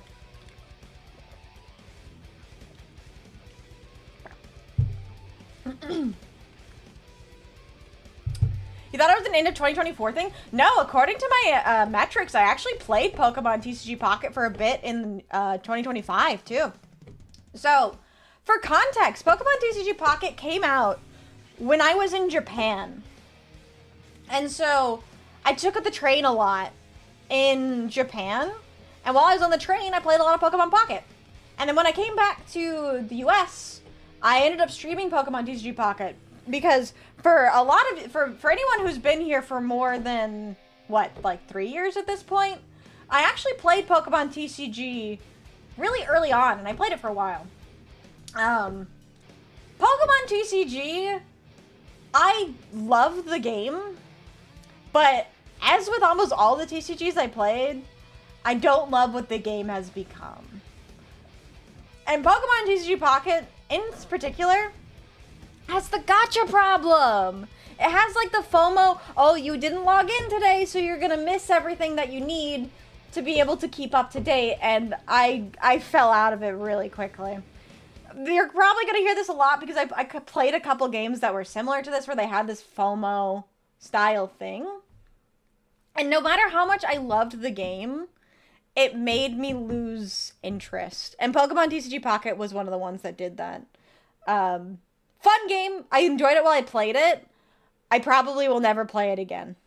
I probably will never play Pokemon TCG Pocket again. Not because I don't enjoy the game, but because I just can't get back into it. So, enjoyed it while it lasted. And, also kind of glad to see it's gone. The simulator's dog shit for Pokemon TCG Live or Pokemon TCG Pocket. The worst thing about Pocket is the fact you need the older cards for the meta, and very rarely you have them. Yeah. Pocket was one at the start, but the power creep got out of hand quickly. Yeah, that too. It's keeping up with the power creep sucked. I'm already a Yu-Gi-Oh player. Is that the same for Uma? We'll have to get to it. We'll have to get to it. Because I did play Uma this year too. Pocket is fun for pulling, and that's it. Yeah, that's fair. And I'll tell you guys as well, I kind of fell out of love of doing the gacha stuff too. Like the actual specific gacha mechanics. Yeah, for Pokemon TCG Pocket, I think it's probably C tier. Like it was average. I enjoyed it while it lasted, but I fell out of love with it. I fell out of love with it. But yeah, so that was Pocket. See? Yeah, I said it. I said it. Also, hello, Delia. Thank you so much for the head pats. Hi, Morgoth. How are you doing? Yeah, TCG Pocket. Oh, for Live specifically. Oh, yeah, Pokemon TCG Live is... I'll put that shit in F. You don't... Fair enough, Morgoth. Fair enough. I'm not gonna let you influence me. I'm gonna keep it at C. We'll do a final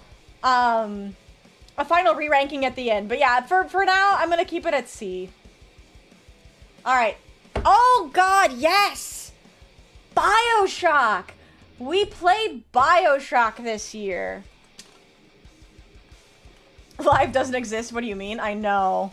Gacha mechanics that are not microtransactions feed my ADHD brain yummy dopamine. Yeah, we played BioShock Remastered, the original game. And you missed BioShock. Yeah, you did. This one was a doozy. BioShock, my experience playing BioShock was strange because I loved BioShock. I had a fantastic time, but it was a weird experience for me because I remember when I first experienced the twist ending in BioShock with the Would You Kindly, I didn't get it. And I felt kind of stupid for not getting it at the time. But I had realized that while I had been streaming it, I had missed a lot. There was actually some things that I had missed in the game. So that once I got to the big reveal, it didn't end up being as impactful as I had hoped it would have been because I had missed the context clues. And so BioShock was kind of a turning point for my stream. Because it made me realize how the way that I played some of these games would devalue them. And so that was kind of an interesting experience for me. In retrospect, though, BioShock is incredible. This is like an incredible game series. I'll get to BioShock 2 eventually at some point. I don't know if I'll play Infinite. But BioShock 1 is an interesting game, too, because I played parts of it when I was in high school, but I never really got into the game for whatever reason. So to be able to beat and finish this game on stream, it was really special. And in the end, I ended up loving this game. Loved being on stream for all I could. No worries, Tyler. Hope you have a fantastic rest of your day. Happy New Year. Thanks for being here. If you had the notebook back then, it would have been a totally different experience. Yes! Agreed. I completely agreed. Yeah, that's another thing that happened this year was I have the notebook now to keep a hold like of everything and remember things. And so I think having the notebook makes a huge difference. You missed your BioShock stream due to work? Fair enough. Fair enough. If it is insane, platted the entire thing? Really? Maybe we'll have to get to it at some point. Also, welcome, Phantom. How are you? Did I drop this one at one point? And yes, Xanthus is right. This game made me cry. This game did make me cry. This was, like, once I got to the ending, it was like the big reveal was really tough, but then afterwards, I, like, really started to reflect and think about how much this game meant and, like, how dense and interesting and, like, philosophical, realistically, this game was. We did watch the evil ending, we did, and I think I cried during that one too. Yeah, because it was like the impact of the little sisters becoming daughters, which, by the way, we beat this game. If you guys couldn't tell about me talking about the ending, we beat this game. Yeah, this is definitely one of those games that kind of made me realize how important it is to, like, give yourself time to reflect. It was deep underwater, good one. Alright, I do not want to be a fucking work on a federal holiday, but here I am. Luckily, I get to go home early. Hey, we'll take that. I'll take that. But yeah, BioShock. BioShock was kind of a turning point for me in my stream. I love the game, though. Absolutely love BioShock. It's right up there with Resident Evil 4. Great game. Fantastic game. I will go back and I will replay BioShock one of these days. I actually did replay a bit of the beginning. Again. Just to catch all the 𝖉𝖔𝖊𝖓s. So. Good game. Ow! Good game, though. Alright. That's my tangent on BioShock, though. Yes! Oh my god. Talk about turning points for my stream. Man. 𝖐𝖏. Oh my god. Do I love 𝖐𝖏 Dream Barbecue. This one was only 2 streams long. But I probably could have turned it into more. This game means a lot to me, actually. Mid-game? Mid-game? You thought 𝖐𝖏 was mid? I think 𝖐𝖏's peak. I love 𝖐𝖏. This game is amazing. This game made me love, like, the 𝖐𝖏 universe. And, oh, you guys are so wrong. It's okay to be wrong, but you're wrong. This game is great. And I'm so excited for the new chapters. And probably one of the reasons why you guys think this game is mid is because it feels unfinished. Because it is, chat. This is only chapter 1. This is only chapter 1. But I love 𝖐𝖏. One of the reasons why this game is such a turning point for me, though, is because this game was, like, the true... Like, one of the weirdest games I had played. The game is so weird. That's interesting. That's actually really interesting to hear you guys say that. That shocks me. Really? You guys don't like 𝖐𝖏? Huh. Well, I mean, shame, because I love 𝖐𝖏. Game was funny as hell. I know, right? The LSD Dream Emulator, you know, it's really funny you mentioned that, P2B, because when we get to Apparatus, fun fact about the developer of Apparatus is he actually made the remaster for LSD Dream Emulator. That's one thing that 𝖉𝖊𝖏𝖙 did.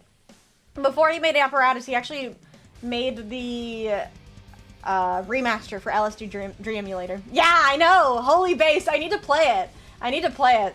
𝖉𝖊𝖏𝖏 is great. We'll talk about 𝖉𝖊 once we get to Apparatus, but give me a quick summary for this game. Okay, so if you haven't seen the 𝖐𝖏 web series, it doesn't really matter, because this game is kind of a fever dream. You play 𝖐𝖏, who has 2 personalities, and it's just kind of a walking simulator where you meet a lot of really crazy, wacky characters, and you're on this mission to find the bathroom. It's a walking simulator, so a lot of people may not find the gameplay to be super intensive, but the artwork, the characters, yes, the fan art. Wait, let me pull that up, actually. Yes, there was a really funny image from 𝖐𝖏 that 𝖇𝖎𝖙 made, because I loved 𝖐𝖏 so much. I actually got fan art because there's a specific character in 𝖐𝖏. Let me find this, hold on. There's a specific character in 𝖐𝖏, there it is, that called 𝖍𝖆𝖗𝖃, and I spent like 45 minutes exhausting all of 𝖍𝖆𝖃's dialogue, and I got an achievement for it, by the way. But this was the artwork that 𝖇𝖎𝖃 did after the 𝖐𝖏 stream, with one of my favorite lines of 𝖍𝖆𝖃. Yeah, there's a puzzle game too. And there's so many, like, so much dialogue and so many things in this game that are just so memorable to me. There's the board member. There was the Italian, do you remember the Italian gatekeeper, Plucci? I remember the Italian gatekeeper. But yeah, 𝖉𝖙𝖊𝖏, one of my favorite characters, and his favorite food is cigarette. And Treytaku drew that. And that was you guys. You guys are like, I kept talking to 𝖉𝖙𝖊𝖏 and you guys were like, Vixie, haven't you talked to 𝖉𝖙𝖊𝖏 enough? And I was like, no, I haven't. Yeah, he was the one voiced by the Pruitt. I remember that. I remember that. It's so funny. So funny. But yeah, that was 𝖐𝖏. The game is unfinished, so it's gonna hopefully get a new episode in 2026. And when it does, you bet your ass I'll be playing it. I fucking love 𝖐𝖏. I have 𝖐𝖏 merch. 𝖐𝖏 means a lot to me. It was so funny having the wait. I recognize his voice, right? I know. So funny. So funny. Let me check and I exploded. Yes, yes, that was really funny. 𝖐𝖏 was great. I absolutely adore 𝖐𝖏. I definitely high A, if not S tier. It's really good. Most AAA games are unfinished and nowadays when they come out. So 𝖐𝖏 is an indie game, and it's a web series. It was based on a web series, and I think the game actually paused the production of the web series, and it's just been a slow development process. It's a good game though. It tickled my autism perfectly. Fucking love 𝖐𝖏. Fucking love 𝖐𝖏. 𝖐𝖏 episode 2, 2026 hopefully? We'll see. We will see. Yeah, oh, wait, I forgot. We technically beat 𝖐𝖏, I guess. We beat everything that was given to us because episode 1 was all that we were given. So I beat everything that was there. I didn't find all of the dogs though. There was like a collection minigame to find all the dogs. I did not find all the dogs, unfortunately. All right. Let's talk gacha. I'm having the best time listening to you yap and having the metal in the background. I'm so glad to hear that. I'm having a wonderful time too. It's really fun to reflect. I want to keep doing this, I think, in the future. Because this is the first time I've actually done this where we go over, like, talking about all the games we played. But yeah. We got more than one ending. We did in 𝖐𝖏, didn't we? God, it's been so long. I want to replay 𝖐𝖏. Whenever we get to the new one, we'll replay 𝖐𝖏. The Suika minigame was funny. I didn't play any of the minigames. Let me get some more water.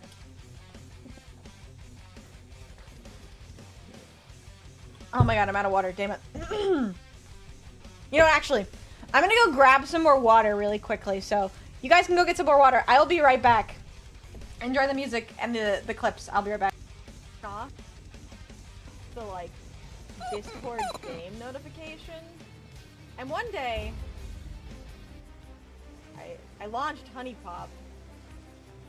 And I got a DM from one of my project mates. And he said, Vixie, why are you playing Honey Pop?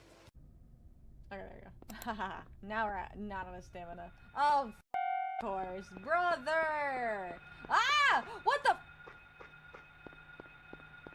What? He crawled on the ground! Why is he crawling on the ground? Okay, he's not crawling on the ground anymore. He's fine. Oh no, it's a dead end.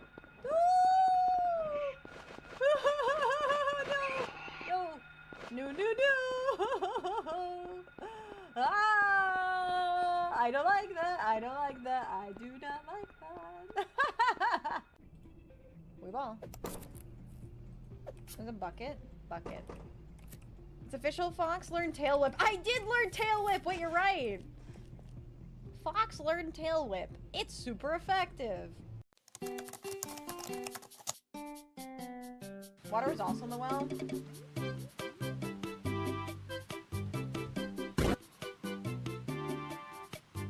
Imagine forgetting that wells are meant to have water in them. Couldn't be me, chat. Couldn't be me. I'm not a good Dark Souls player. I don't exactly have the, oh,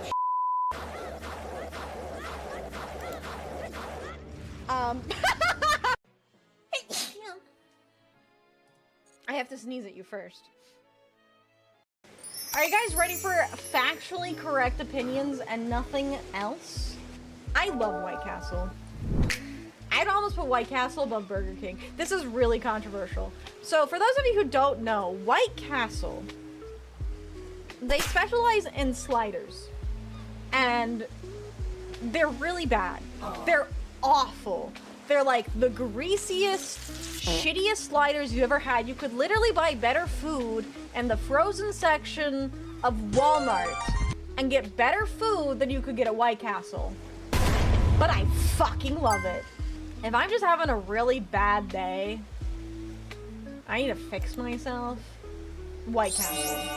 Uh-oh, someone's gooning. I've been gooned against. Oh, we're talking about gooning apparently when I come back. Hi, I'm back. I got more water.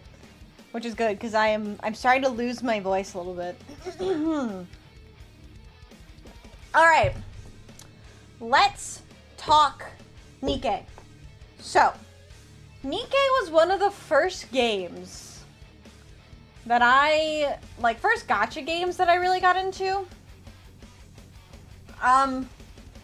And I will say the opening to NIKKE is so engaging. The beginning of this game is fantastic, unforgettable. Really enjoyed this game. And it's clearly the TCG ones. Yeah, we'll talk about the TCG ones.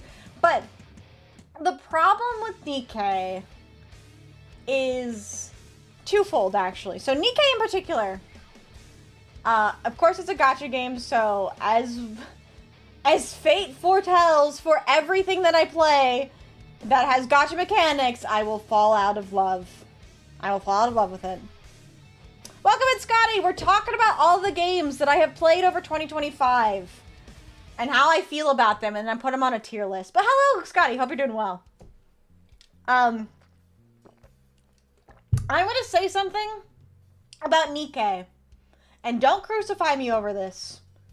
The gameplay fucking sucks, bro. This game is so boring. Like, the actual gameplay of this game sucks so bad. I had to have a second monitor watching YouTube videos while I'm trying to farm this game. The gameplay fucking sucks. It's so boring. The story is super cool, really engaging. I cried. Like, I love the story, but I could not keep up with this game because the gameplay sucks. Gotta hold back soft for a sec. Yeah, you better. I love this game. I love the story. Couldn't keep up with it because I couldn't. It felt like I was choking down food every single time I played this game. If this had just been a visual novel, I probably would have stayed with it. If it had just been a visual novel, I would have continued playing it. But the shooter mechanics, as much as I loved the ass shots and the jiggle physics, because I spend money on this game, chat. You saw me pull for 2B, and I screamed. I loved the NieR collab. I love that they brought back the NieR collab because I love NieR. But this game is boring. It's unique, true, but just shooting a DOS is boring and repetitive. Exactly. I feel like the gameplay, it took me out because every single day I would have to log in to NIKKE and it would take me like 2 hours to do all of my dailies. And those 2 hours was just moving my mouse around and clicking on dots. So I couldn't stick with it. As good as the story is. One of these days, I'm just gonna watch somebody do a Let's Play of NIKKE just reading all the story. Because that's the most engaging part. Like I said, if this had just been a visual novel, I would have loved it. Cosplayer wanted to cosplay Alice and you couldn't do it how her dress was. Gacha games hate cosplayers. And I don't mean that literally, but they will come up with the most nonsensical designs that you cannot translate into real life. Gotta go to Hearts Party. Happy New Year's Eve, everyone. Happy New Year's Eve to you as well, Retroblox. Thank you so much for being here. I hope you have a fantastic rest of your day. It's like those ape intelligence tests where they gotta tap the flashing square. Right. That Cinderella side-scroller minigame is probably better than all the other gameplay in NIKKE. So that's the thing, too, is people keep telling me they had all these really fun minigames. I never got to any of them, because you had to unlock them, or there was, like, I could never get to them because I was like, I can't play anything fun right now, because I gotta finish the stupid fucking dailies. So I gave up on this game. I loved NIKKE, I loved the story, but yeah. 17 belts work at once seems reasonable. Yeah, of course. Literally nobody would dress like her because her pussy was basically out. Oh my god. Oh yeah, the outfits are designed really nice in this game. And they're sexy. Chad, don't get me wrong. There's some fucking sexy characters in NIKKE. And like, that's the main appeal, right? But I just... As good as the sexy booba ass characters are, and as sad and as engaging as the story is, I could not play the game. None of them as sexy as me, what? Too goonery in the long run? I actually disagree. I think it was the perfect amount of sex appeal. More sex appeal, actually, please, would be great. Unironically. But it's the gameplay. The gameplay sucks. So as a game, hate it. Hate the gameplay. You filthy ass lover. I love ass! So what's wrong with that? Has more enjoyable gameplay than what Ubisoft has been dropping for the past years? Oh, don't even get me started on Ubisoft. There's a game called Brown Dust. I've heard Brown Dust is good. But you know what it also is, Scotty? It's a gacha game. And I'm tired of being a slave to my FOMO. I don't want to be a slave to FOMO anymore. When will I get NIKKE slash, or a NIKKE NoFox collab outfit? When Twitch stops having a stick up their ass. Because I can't show that much leg or hip or boob or anything because Twitch hates women. Yeah, that's another thing that happened this year. Talk about fucked up things that happened this year. We could talk about Twitch for hours. But anyways, NIKKE is C tier. I think it's above Pokemon Pocket, but it's C tier. Yeah, no, so it's they hate VTubers specifically. Gacha isn't as bad because they're very generous when it comes to polls. So it's not that it's the gacha mechanics themselves, Scotty. It's the FOMO. It's the, you have to log in and do your dailies if you want to do gacha. Instead of, just give me free gacha, please. Pics too small, what are they? I can zoom in. Also, hi, Rising Advent, how are you doing?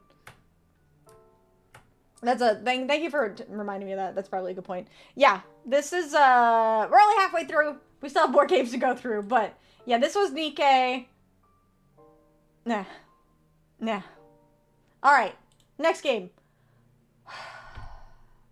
We have to talk about Oblivion. And this hurts me to say, because Oblivion is still one of my favorite games of all time.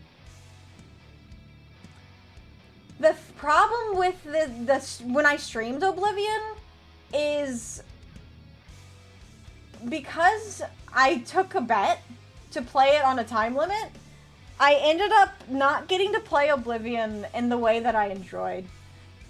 And so, I love this game, but it was a slog to try and speedrun it. It was a slog to try and, like, finish it quickly. Yeah, Unreal Engine moment, too. Fucking, this game, there's so many things about the remaster of Oblivion that I could say. But the thing is, hi Brainless, you play Oblivion easy and one punch everything? That's the way to play it, of course. Hi Brainless, how are you doing today? But the thing is about Oblivion as well, is the remaster was a great thing, and I will say there are some really good things about the Oblivion remaster.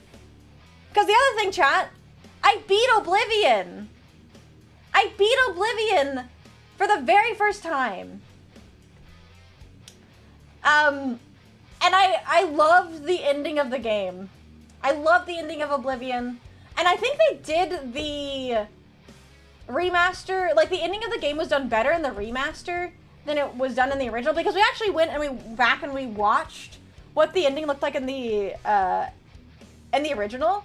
And the way that they did the ending was way better in the remake, in my opinion.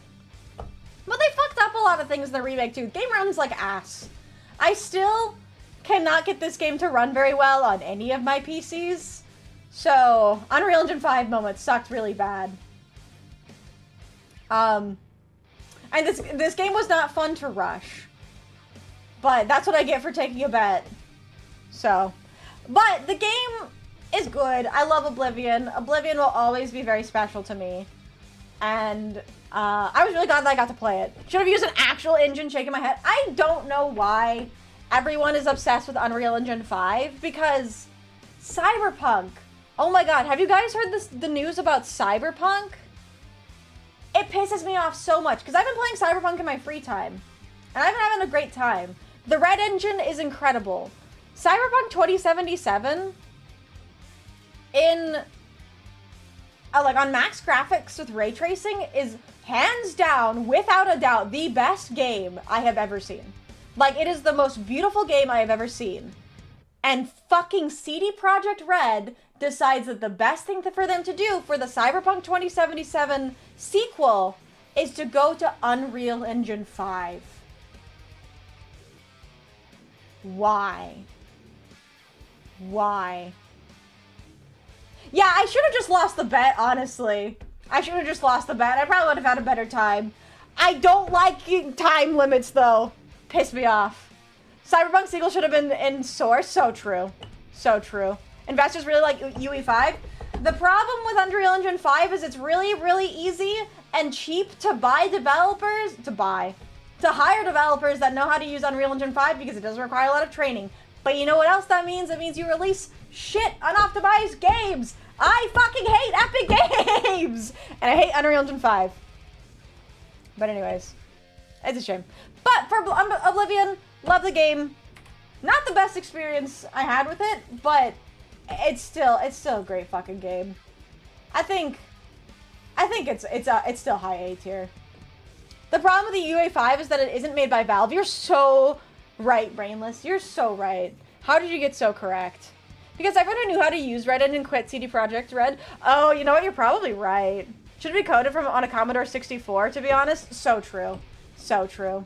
Hi, Softring. Welcome in. How are you doing today? Hello, hello. I just see Wilds and Deer Tea. Can I know why? I fucking hate the story. The game runs like ass. I'm sorry. I'm angry now. Because I could not get into Wilds. Everyone told me, they're like, the gameplay is so much better than World. It's like so much fun. It's like, I cannot get past this shitty story. I do not like the story in Wilds. I could not keep up with it. I did not like the story. And the game ran like ass. I know apparently it runs better now. They did like some massive upgrade. But they shouldn't have released it in that state. It's another Unreal Engine 5 moment. UE5 must have some other stuff going on behind the scenes to see such wild adoption. Pricing must be really competitive as to be almost giving it away in comparison to other engines. I don't even know if that's it, 𝖉𝖙𝖊. I think the big thing, I mean, that could be it, but I really think it's getting talent that will do it, because you can hire people for really, really cheap who know how to code in Unreal Engine 5. I say know how to code in very loosely. Happy New Year to you as well, Softring. Happy New Year to you as well. All right, what's next? Yes, Elestrals. We tried a lot of TCGs out this year, so we played Elestrals. I really liked Elestrals. Yes, oh, and also to answer your question, Scotty, we played Monster Hunter World a lot in 2024, and then I played it a little bit in 2025, but I ended up not playing much more of it in 2025 because I didn't really have a reason for it. I just didn't end up playing much on stream, but I did play a lot in my free time. So didn't play a lot in my free time. Too bad they didn't stick with the TCG, wanted to take other directions. Yeah, the Elestrals is a really fun TCG, but I haven't played it in quite some time, and I've heard that since I played, they introduced some new mechanics to the game that have made it really unfun, which is really unfortunate. So now I gotta know Fave Monster in Elestrals. I love the fuck, it's been so long. Blistrix, there's like the self-mill at Elestrals that's amazing. There's one with the owl. Also, 07 to you as well, James. 07 to you as well. Oh, and Monster Hunter. I'll be honest, I don't remember a lot of them, and I didn't get super far. It's been a while too. I'm sorry. My memory for names right now is really bad. It's really bad. Oh, the Rathalos, actually. I really like the Rathalos. Can you sing SpongeBob Big Guy Pants okay? I don't think I know that song, actually. I don't think I know that song. But yeah, Elestrals. So Elestrals was an interesting one because if you guys remember the beginning of the PowerPoint, I talked about how Elestrals was the very first product sponsor that I had. So that was a really cool experience. I really enjoyed it. I had a lot of fun playing the game and the TCG as well. But Elestrals has started focusing more on a Pokemon style game instead of the TCG, so unfortunately I think it's kind of fallen off. And so I haven't really played much. The other problem with Elestrals is I just don't think there was enough people playing the TCG, specifically Clash. So you couldn't get a lot of games in, and because I live in the middle of nowhere, I wasn't getting games in paper anyways, so it's a shame. I really liked it, loved the premise. The game was really fun. I remember we did a collab with Hasher, and I had a ton of fun playing Elestrals, but it didn't happen. Would you play the new monster collecting game? Probably not. Probably not. I've talked about it before. I'm actually just not the biggest Pokemon fan. So, the Pokemon aspect of Elestrals is not really interesting to me. Unfortunately. I love the TCG, though. Love the TCG.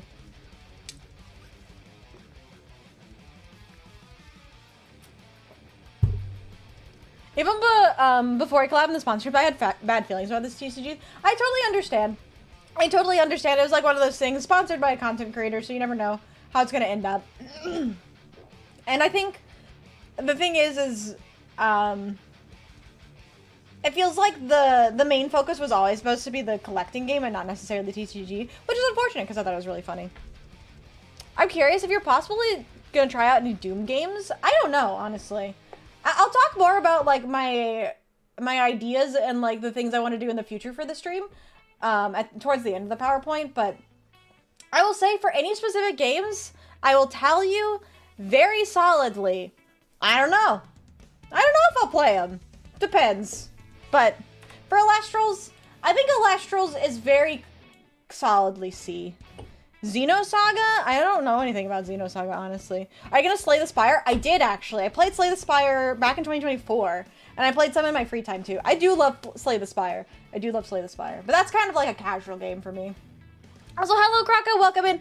Happy New Year's Eve. How are you doing today?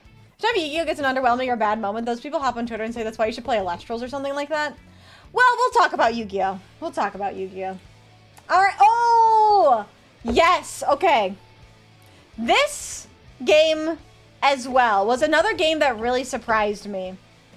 Because, guys, I'm not gonna lie, I fucking love Schedule 1. This game is so much fun. If you guys haven't played Schedule 1, you should play it. It's ridiculously fun. And this collab was really fucking funny too. There were so many moments on this and during this collab that were so funny, but so inappropriate. I could not clip them for public content, at least not for like TikTok and stuff. But yeah, this collab was so much fun. I had an absolute blast. The fucking horse semen, the gambling. This game is ridiculous. Total absolute blast. Highly recommend it, especially if you like simulator games. It's a management style game, so I know that's not everyone's vibe, but it's so funny. It's so funny. Looks like a me that's been smoking 25 packs a day. That's basically what Schedule 1 is. That's basically what it is. But yeah, Schedule 1, I love this game. This game is so much fun. Yeah, horse semen. Horse semen is an ingredient in Schedule 1. Ridiculous. Ridiculous. Yeah, this was a really fun collab. I had a lot of fun. Ah. Speaking of horses. What a segue, huh? Went from horse semen to horse girls. So, let's talk about Uma Musume. Because I loved this game, chat. I fucking loved Uma Musume. I remember there's a clip of me talking about Uma Musume. And how this game is like a perfect culmination of everything I ever wanted in a game. Because there's like breeding mechanics, it's a roguelike, you have really cute girls, there is outfits, there's a visual novel portion, there's like statistics and stats and all this stuff. But it's a gacha game. And I've seen the research. It is one of the most egregious gacha games of all time. This game is expensive. It's really expensive. If you actually want to get everything and not be grinding for days on end, you will go broke. Give me a game version without the gacha, I'll pay $60. So true. So true. Free-to-play player here, the grind is real. The grind is insurmountable. Because like I said, I actually saw the research on this. It wasn't worth it for me in the end. The thing about this game, as with all gacha games that I have played, there is FOMO mechanics that make me fall out of love. Because if there is one thing that will quickly make me hate a game, it is telling me that I have to log in and play it every single day, otherwise I'll miss out. So, 𝖉𝖵𝖊𝖓 was a burning passion for like 2 months, and then I dropped it cold turkey. So, it's really unfortunate. I love the game. I love the girls. I'm sure I love the anime. I still haven't seen the anime yet.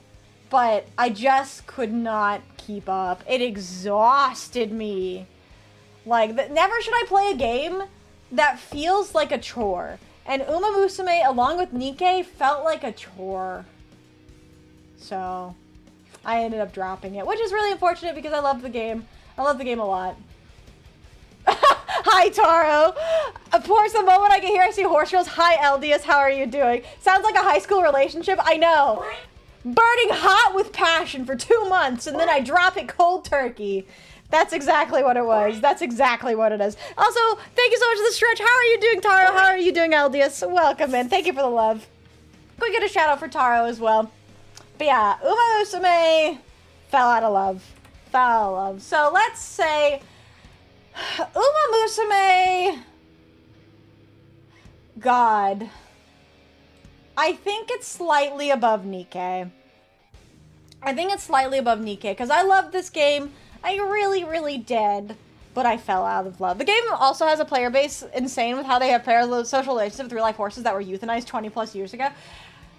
Yeah, I mean, don't even get me started on horse racing because I will talk about horse racing for like an hour because, Chad, I was a horse girl. I know this is shocking, but horse racing is a really dangerous industry and not one that I promote. 𝖉𝖵 gave more great clips than NIKKE. 𝖉𝖵 had some fantastic clips. I just got back from getting my haircut, about to go play starters. Dex Dragon Ball Super TCG and hate myself for being free to play. Yeah, I stopped. I did. NIKKE is just for physics enjoyers. NIKKE was a good time for a short time as well. But again, no game should make me feel like I have to log in every single time. We don't talk about the rabbit hole. 𝖉𝖵's rabbit holes and Satan. It's true. You're right. You're so right. Yeah. I know. Whoa, no way. You're a horse girl? Crazy. Crazy. But yeah, that's my feeling as an 𝖉𝖵𝖊𝖓. It's really unfortunate. I fucking love the game, but... Alright, chat. I have been waiting for this moment. Let's talk about Yugioh. Because... Wow. I have had a rocky relationship. F tier. I have had a rocky relationship with Master Duel this year. And Yugioh in general. But I have a lot of love for Yugioh. Yugioh did a lot for me starting out as a content creator. Yugioh has done a lot for me making friends. I wouldn't have met a lot of really wonderful people if I hadn't started with Master Duel. But the fundamental problem with Master Duel and Yugioh in general is I am not the target audience. Because the kind of content that people like with Master Duel is... We talked about it earlier when I was talking about Marvel Rivals. I'm not competitive. I've never been competitive, and I can't stay competitive with Master Duel. So things like meta and all this stuff, it just goes over my head. And because Master Duel is like the best way to play Yu-Gi-Oh, if it doesn't exist in Master Duel, I will probably never play it. Because I don't have a lot of physical cards. So. The target audience is people that hate themselves? Damn, you're so real. You're so real for that. This year was what finally made me quit Master Duel because it's been so bad. It's really unfortunate because TCGs were like something that I loved for a really long time and something I focused on for a really long time. Because I talked about too, when you're talking about Pocket, I played Pokemon TCG Pocket, I played a lot of Magic, I played a lot of Yu-Gi-Oh! But the thing is there was a kind of a discrepancy or like a mismatch between what I found enjoyable from Yu-Gi-Oh! And all these other TCGs versus what people themselves, like what people that surrounded themselves around Yu-Gi-Oh! Enjoyed. And it wasn't worth it in the end. I got worn out. I got really worn out. Because again, Master Duel as well in particular has this really bad FOMO. And I hate it. I felt like if I was to keep up, if I was to keep making new decks, if I was to keep staying competitive and learning the game and getting better with the game, because that's what people wanted me to do, I would have to play Master Duel in my free time. And it felt the same way that playing NIKKE or playing 𝖉𝖵𝖊𝖓 felt, which is like I'm choking down food. I just wasn't enjoying the game in my free time. Play TCG on Tabletop Simulator? I mean, I could, but like, people don't want to just watch people playing Yu-Gi-Oh! On TCG. Like on Tabletop Simulator. We still gotta get you to Dragon Ball. It'll be great for like 2 months, and you'll drop it and say you're tired. You tried? Oh, you're so right. You're so right. I love grinding the fuck out of it and being somewhat competitive, and that's great. That's great. When it comes to you playing Master Duel, are we talking about playing in events and stuff, or when you do viewer duels? Because those are probably different things. It's kind of everything. It's kind of everything, because like I was talking about it, the problem is I never feel like I can keep up. I never feel like I can keep up, because it's like I want to make new decks, I want to try new things, but everything costs money, and I have to buy cards, and I have to, like, do all this research and then practice the game, because I still, like... Master Duel and Yu-Gi-Oh! Has this fundamental issue where if you don't know what's happening in the game, then you will lose. So. TCG is an objectively better format than Master Duel. And that's this, I have the same problem with Yu-Gi-Oh! That I have with Elestrals. I live in the middle of nowhere. I have no physical cards and no one to play with. So, I just haven't. Try getting to Warhammer? Good point, you're so right. The only problem is that it'll bring an audience that's like 30% ironic internet Nazis and 10% unironic internet Nazis. Wow, that's really the kind of community I want to build up. You got me there, little Johnny. You got me there. But yeah, Master Duel and it's been a good run. But I can't, it's been exhausted. I've been exhausted. And there were a couple times this year, actually, where I remember having the discussion of like, I'm falling out of love with Yu-Gi-Oh! And it's just, I've fallen out of love. Fallen out of love. Master Duel is Vixie's toxic girlfriend. You're so right. You're so right. I just, it keeps making me come back for more. But, you know, I think I've grown tired. I've grown tired. So, in that case, Master Duel is a very obvious D tier, chat. Actually, hold on. I gotta make the F tier specifically for Master Duel, as we all know. Oops. Why is she a boomer? Why does she not know how to use this? All right, next game. So, okay. I don't think Master Duel is fully an F tier, but I've said my piece. I've said my piece about Master Duel and about Yu-Gi-Oh! And I will forever. Another thing I need to I can't overstate. I do need to talk about how grateful I am for the Yu-Gi-Oh! And the Yu-Gi-Oh! Community that I have encountered and interacted with. I wouldn't be where I am without them. But it got to a point that the enjoyment that I was getting out of the game was so minuscule, and the pain and agony that I was putting myself through to play Master Duel was just not sustainable. Not sustainable. And like maybe someday it may change, it may get better. F for failed. Yeah, owner's right. I feel like they could have made the game better.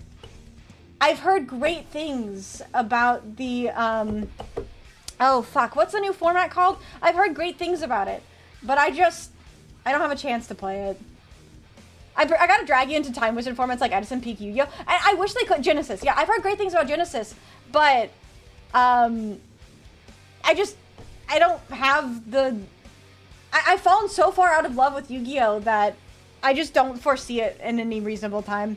I don't think it's gonna happen for a while. I need a long break from Yu-Gi-Oh! I'll be honest. A long break, but that's my piece on Master Duel. Don't worry, for all you Magic players out there, I've got a lot to say about Magic too. But yeah, for Yu-Gi-Oh! In particular, I've always wanted this card shop experience where it felt like, oh, let's come down to the card shop, play some card games, have some fun, enjoy it. But that kind of content is just not... It's not what people are looking for. It's not sustainable, so... It's unfortunate. I love Yu-Gi-Oh! Always will love Yu-Gi-Oh! But I just can't. Genesis won't be your thing. It's miserable. Really? Really? That's unfortunate. That's actually really bad to hear. Also, welcome in, Dustin. How are you doing?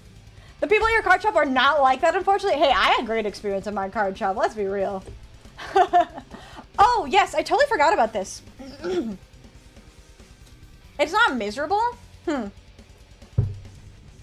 Actually, before I can talk about Cult of Lamb, I'll be right back. I've been staying too hydrated because I can't stop yapping, chat. I can't stop yapping, so I need to go refill my water really quickly. I'll be right back. But you know what? I'm proud of you. I'm proud of you for outliving me. Good job. Okay, back to the shaft. I'm riding the shaft. At most, I'd go into a cave that was narrow enough that I, at 5'4", would have to bend over. But I don't want to have to be crawling. If I start crawling, then it's too tight. You probably love caves. Your ancestors are what the dwarves are based on? What?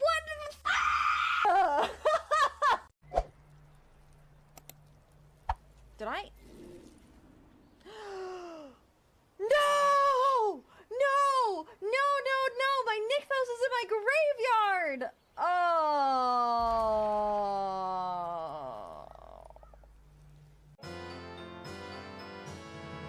You got the bunny hood! My, what long ears it has. The bunny hood, huh? My, what long ears it has. Bikini outfit. You don't say. Oh, please don't kill me. Please don't kill me in the loading screen. Thank God. And thank you for the Culvers. Oh my God, the lag on the load. God, I love Unreal Engine. Chat, don't you guys just love Unreal Engine? It's still lagging. It is. Is it gonna crash? Are we gonna crash? You better not crash. Oh. Man, I love how we were literally just talking about Unreal Engine 5 and then we get the clip about Unreal Engine 5 almost crashing my fucking PC. Amazing. Amazing. Oh wait, I forgot to start the music back. Oops. Hold on, it's too silent, streamer. Play the music. I'm sorry. I'm sorry. The music is playing. Is that better?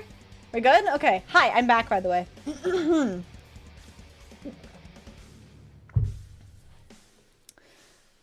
Yeah, that's unfortunate. I didn't know that Genesis was just competitive. It was just more competitive. I was hoping for something different, but if it's just another competitive format, that's not what I'm there for. Cult of the Lamb is C for me. Really hate that game. That's funny. I don't honestly disagree. Cult of the Lamb was an experiment in a way, because I had played Cult of the Lamb, I think in 2024, and so I want to try to bring it back. The thing is the game is like, it's fine, but if you were not consistently playing the Cult of the Lamb, you wouldn't get to any of the new stuff. Cause the whole reason I wanted to play Cult of the Lamb is because I heard they had the sex update, right? They had the like the breeding update or whatever. Also, hi Iron Wolf, how are you doing? Hello, hello. We're talking about the games I played in 2025. But the Cult of the Lamb like DLC drop was like new content or like expanded content, and I hadn't been keeping up with Cult of the Lamb. It almost falls into the FOMO again, you know what I mean? Where it's like, if you weren't constantly playing this game, then you don't get to play the new stuff. The roguelike part is so competitive, or so repetitive. It is. Good Riddance 2025 was ruined for me since the V scandal. Oh, you're right, honestly. Did some research about the Sinful DLC and... yeah? Yeah, for me, this game... I love the concept. Another thing that sucks about it too, though, is like, everyone is hyping the, like, Twitch integration, but there's no YouTube integration, and I'm a multi-streamer, so I don't want to, like, leave my YouTube Vulpus around. Game sucks anyways. Next! Yeah, I mean, to be honest, this game was... I tried really hard to like it. I just can't. It's repetitive, it's kind of boring, and I don't know. D tier for me. D tier. Overrated streamer bait? I agree, Brainless. Totally. Overrated streamer bait. Agreed. Next. Let's talk about collabs, shall we? Oh my god. Resident Evil 5 was a very short-lived collab experience, and I want to bring it back. Don't worry, I want to bring it back. 𝖕𝖊𝖊 and I are gonna be Chris Redfield and 𝖍𝖆𝖊𝖓 again as soon as she's back. Because I fucking love playing Resident Evil 5 with 𝖕𝖊𝖊. 𝖕𝖊𝖊 hard carry you, by the way. She did! Where did Mastro place? We put it in F tier. Yeah, I know. My heart goes out to 𝖕𝖊𝖊. I love that little mouse. We love 𝖕𝖊𝖊. Hearts out for 𝖕𝖊𝖊. Whenever she comes back, whenever she's doing better, I'm gonna bring her back into some Resident Evil 5. Because we gotta play Resident Evil 5 together again. Because that was so much fun. So Resident Evil 5, it's high A tier. What? Mashable and F? No, my soul. I know, right? We have a list of 𝖕𝖊𝖊 collabs we need. We do. I know, poor 𝖕𝖊𝖊's gonna come back from her break and she's gonna be like, hold on, guys, I can't keep up with all these collab ideas you have. Oh my god. But yes, Resident Evil 5, such a blast. I'm gonna bring it back. But she literally saved my ass so many times in this playthrough.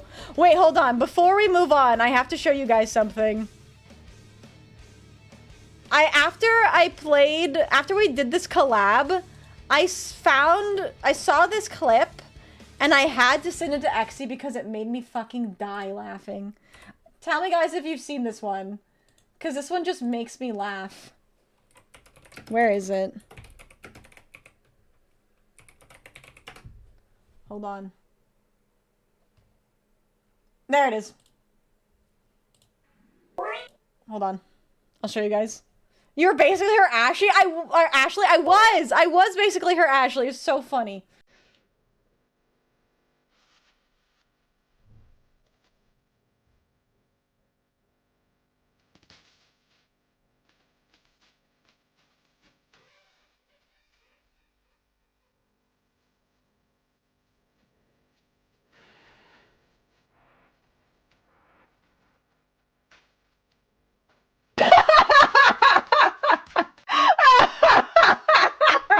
I fucking love Chris Weinfeld! Ah, oh, so good.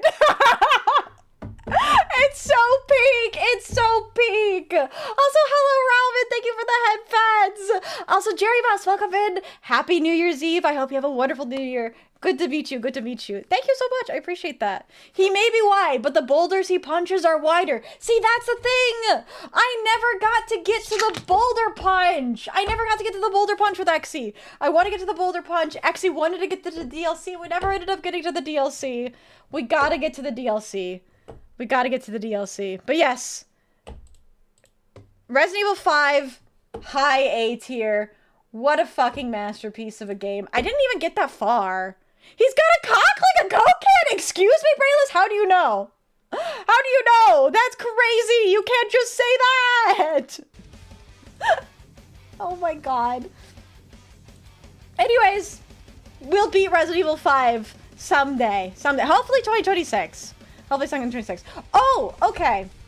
So, Darkest Dungeon. I forgot we brought this game back for a bit. Darkest Dungeon is a really fun game. I love Darkest Dungeon. But I think it doesn't make as good of a stream game as I would like.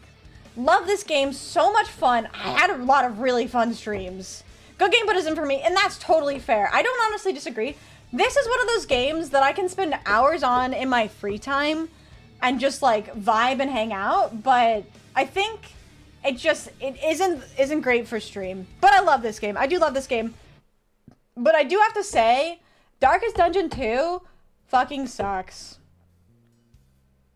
I hate Darkest Dungeon 2. What a letdown, honestly. If you guys don't know anything about Darkest Dungeon, like the whole point of Darkest Dungeon is permadeath.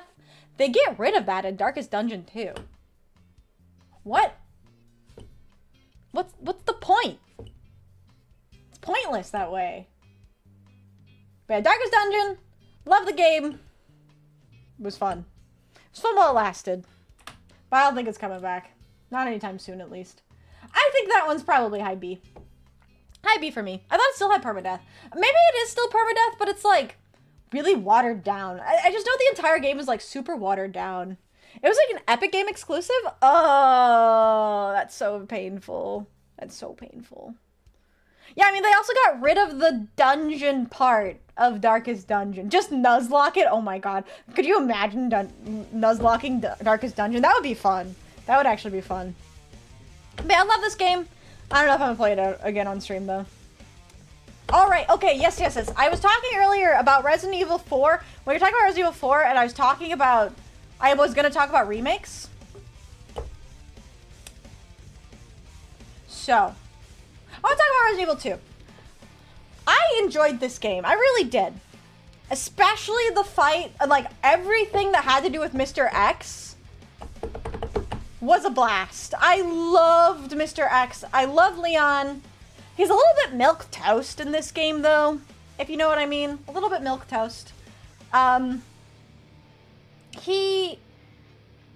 The problem is, too, though, is I have heard, and I can't confirm it because I haven't played the original, but I have heard that Leon is, just in general, the remake of the game gets rid of a lot of context for the game.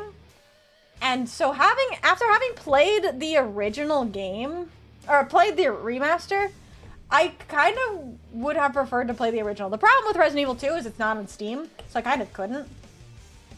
But, I don't know. Game looks great. It runs well. Which is definitely not the same thing I can say for Resident Evil 4, even though Resident Evil 4 has my whole heart. Resident Evil 2 was a fun run, and I enjoyed playing it, because we did beat it. We beat Resident Evil 2. Oh, it's on GOG? That's good to know, actually. That is good to know. I'll have to play it at some point and compare it. Because that's the only one I don't have, is the original Resident Evil 2, because they took it off of Steam. I don't know why they did, but did beat this game. I had a great time. I didn't play through Claire's story. I don't know if we will. We'll see. Ew, you're streaming on New Year's? That's sad. It's New Year's Eve. Bro, it's not even the New Year for me yet. You didn't beat it? You only finished Leon's chapter? I beat it. I'm gonna say I beat it. But yeah, Resident Evil 2, Leon's story, I enjoyed it quite a bit. I think it's probably mid-A. Couldn't be me. I'm just watching VTubers on New Year's. Yeah, it's so much better than streaming. So true. So true. But yeah, Resident Evil 2, it was a good game. I had fun. And I'm glad I beat it. Alright. Right. Let's talk about Arena and Magic in general. Because we had our spiel on Yu-Gi-Oh! Let's have our spiel on Magic, because I have always been a Magic player. Magic was my first TCG, and Magic will always be my favorite TCG. I'm sorry. I'm sorry for the Yu-Gi-Oh! Fans. I will always prefer Magic. I love playing Commander. Commander is 100% my favorite way to play Magic, although I also really enjoy Draft. But there is an elephant in the room, and it is Wizards of the Coast. Because what Magic has become is unrecognizable from what I remember. I think Arena... So, there are 4 TCGs I played this year. 5, I guess, if you count Pocket, but 4 major TCGs that I have played with simulators. I mean, Pokemon TCG Live, which hands down is the worst. No questions asked. Pokemon TCG Live is hands down the worst. Elestrals was in beta, so I'll cut it some slack. Elestrals Clash. And then we have Arena and Master Duel. Hands down, Master Duel is the best TCG simulator that has ever been on the market. I can say that confidently. I mean, the duel rooms, the crafting, like, it's hands down the best simulator on the market. Arena is a close second, but it's still really bad. Like, especially the way you have to craft cards.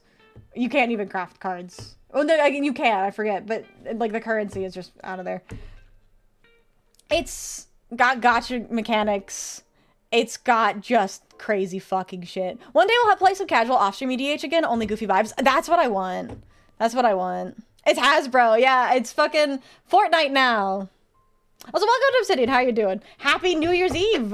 You know when Sonic the Hedgehog can attack Spider-Man while being airbent by the Avatar while Furby counters everything? Yeah, you know what? That just wasn't the vibe I was going for Magic the Gathering, you know? But yeah, Hasbro, and God, can we even, I don't even know if I want to talk about what's happening in 2026 for Magic. DTF really because meeting people saved it from hitting F2. I know, there were some wonderful people I met. By the way, if you guys haven't seen it, Redmaster, who I played some games of Commander in, posted a really wonderful art piece with a lot of people that I got to play Commander with this year, and it's really, really wonderful. Highly recommend checking out if you haven't seen it on Twitter. I reposted it. There's a picture of me hanging upside down. So it's great. It's great. But yeah, for me, Magic, I love Magic. Yeah, too many wild cards, I know. I agree with you, Plucci. Master Duel has its issues. And for me, the biggest issue and why I fell out of love of Yu-Gi-Oh! Is because there's no casual play. As for Magic, it's too expensive. Like, I want to draft every single day. I want to play Cube. I want to play Draft, but I don't have the currency to play Draft. And it is literally my favorite way to play any TCG.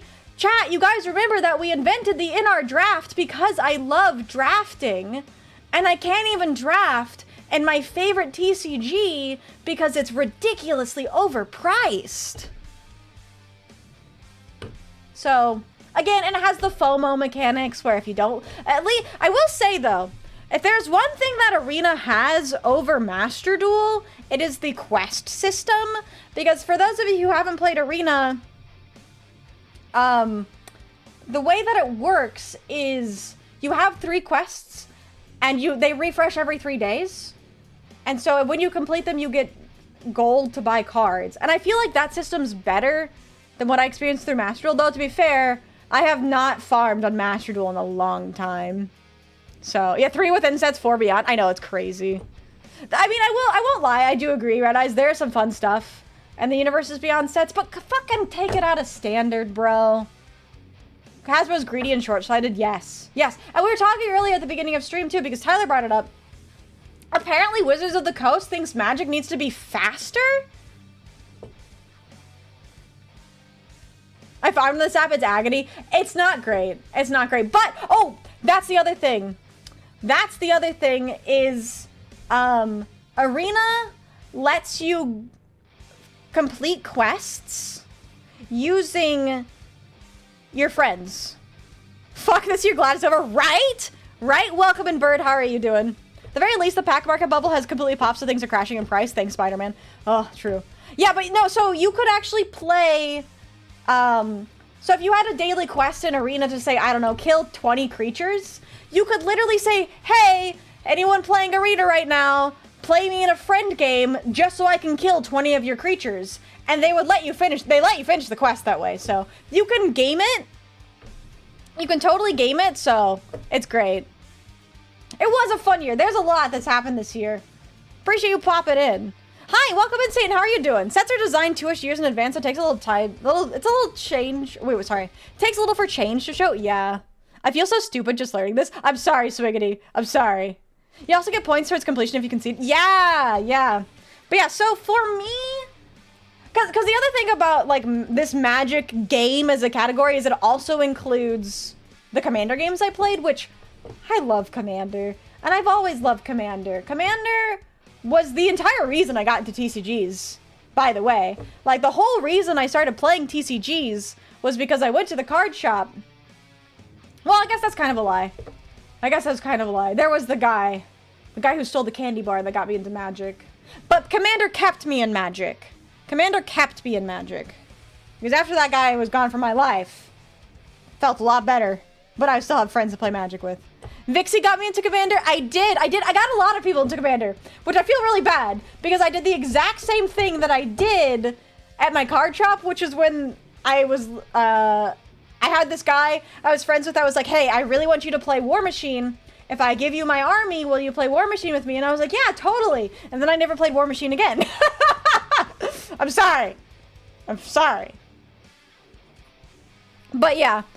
If MTG and Yu-Gi-Oh aren't in the same rank would feel awkward for you. They're kind of the face of the same metal for different reasons. I disagree, actually. Magic has a much stronger place in my heart than Yu-Gi-Oh does, and I love Yu-Gi-Oh. But Magic and I have a history, and the people that I got to meet through Magic and the people I got to meet through Yu-Gi-Oh it's still really special to me, but I can say confidently I had a lot more fun recently with Magic than I did with Yu-Gi-Oh. So for me, I think Magic is solidly high D tier. High D tier. Stole one candy bar, Scum there. No, you have no idea, 𝖉𝖕𝖊𝖓. Don't even get me started on that guy. You have no fucking clue. I loved and played Yu-Gi-Oh for longer, but I dropped it for MTG. See, that's the thing, and that's kind of how TCGs have always been in my life, now that I think about it, actually. TCGs are one of those things for me. It's like Minecraft, because I don't know if I see you talking about Minecraft. Minecraft is one of those games where you go like, wow, I really want to play Minecraft. So you launch your world, you play Minecraft for 2 weeks. All you play is Minecraft, nothing else, and then you drop it for like 2 years. And that's how card games have been for me, where it's like, I love this game. I'm having so much fun. And for card games, it was like over a period of a few months or years for me. But then I drop it for a while because I played Magic. I started in 2012. And I played all the way up through like 2017. So I played Magic for like 5 solid years. And like that was all I played. But then I dropped it until like 2023. And that's when I played Magic for a bit. And then I played Magic from 2023 to 2025. And now I'm probably going to take a break. Now, you missed a lot, 𝖉𝖕𝖓. If there's stuff that you missed, you might have to go back into the VOD. But we'll go over all the games at the end whenever we do the final ranking. So, I've been playing Magic for longer than you've been alive. I'm sure that's true. One of these months, I plan on getting Spell Table Lab. Spell Table is the best way to play Magic. Yeah, everyone only really plays Commander. Wizard of the Coast only really cares about Commander. It's all they're doing. July of 2000. No, that's not true. I've been alive for longer than July of 2000 by 2 years. So, no more Magic. It's all Balatro now. So true. But yeah, for me, Magic, high D tier, solid game, love Magic. I'll come back to it at some point. Same thing with Yu-Gi-Oh, but this one does not spark joy, chat. This one does not spark joy like it used to. And I blame a lot of things. But I especially blame Wizards of the Coast. Pauper, I know. Pauper's great. I love Pauper. Yeah, Commander wasn't official.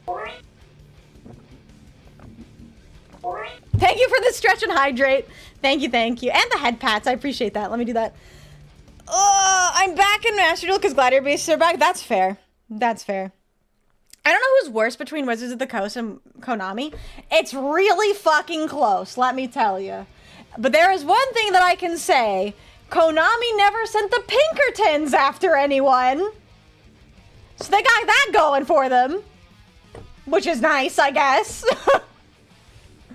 That's the thing, I think, is Wizards of the Coast and Hasbro are far too transparent, if you know what I mean. Like, you know what their intentions are. You know what Wizards of the Coast and Hasbro is only out for the money.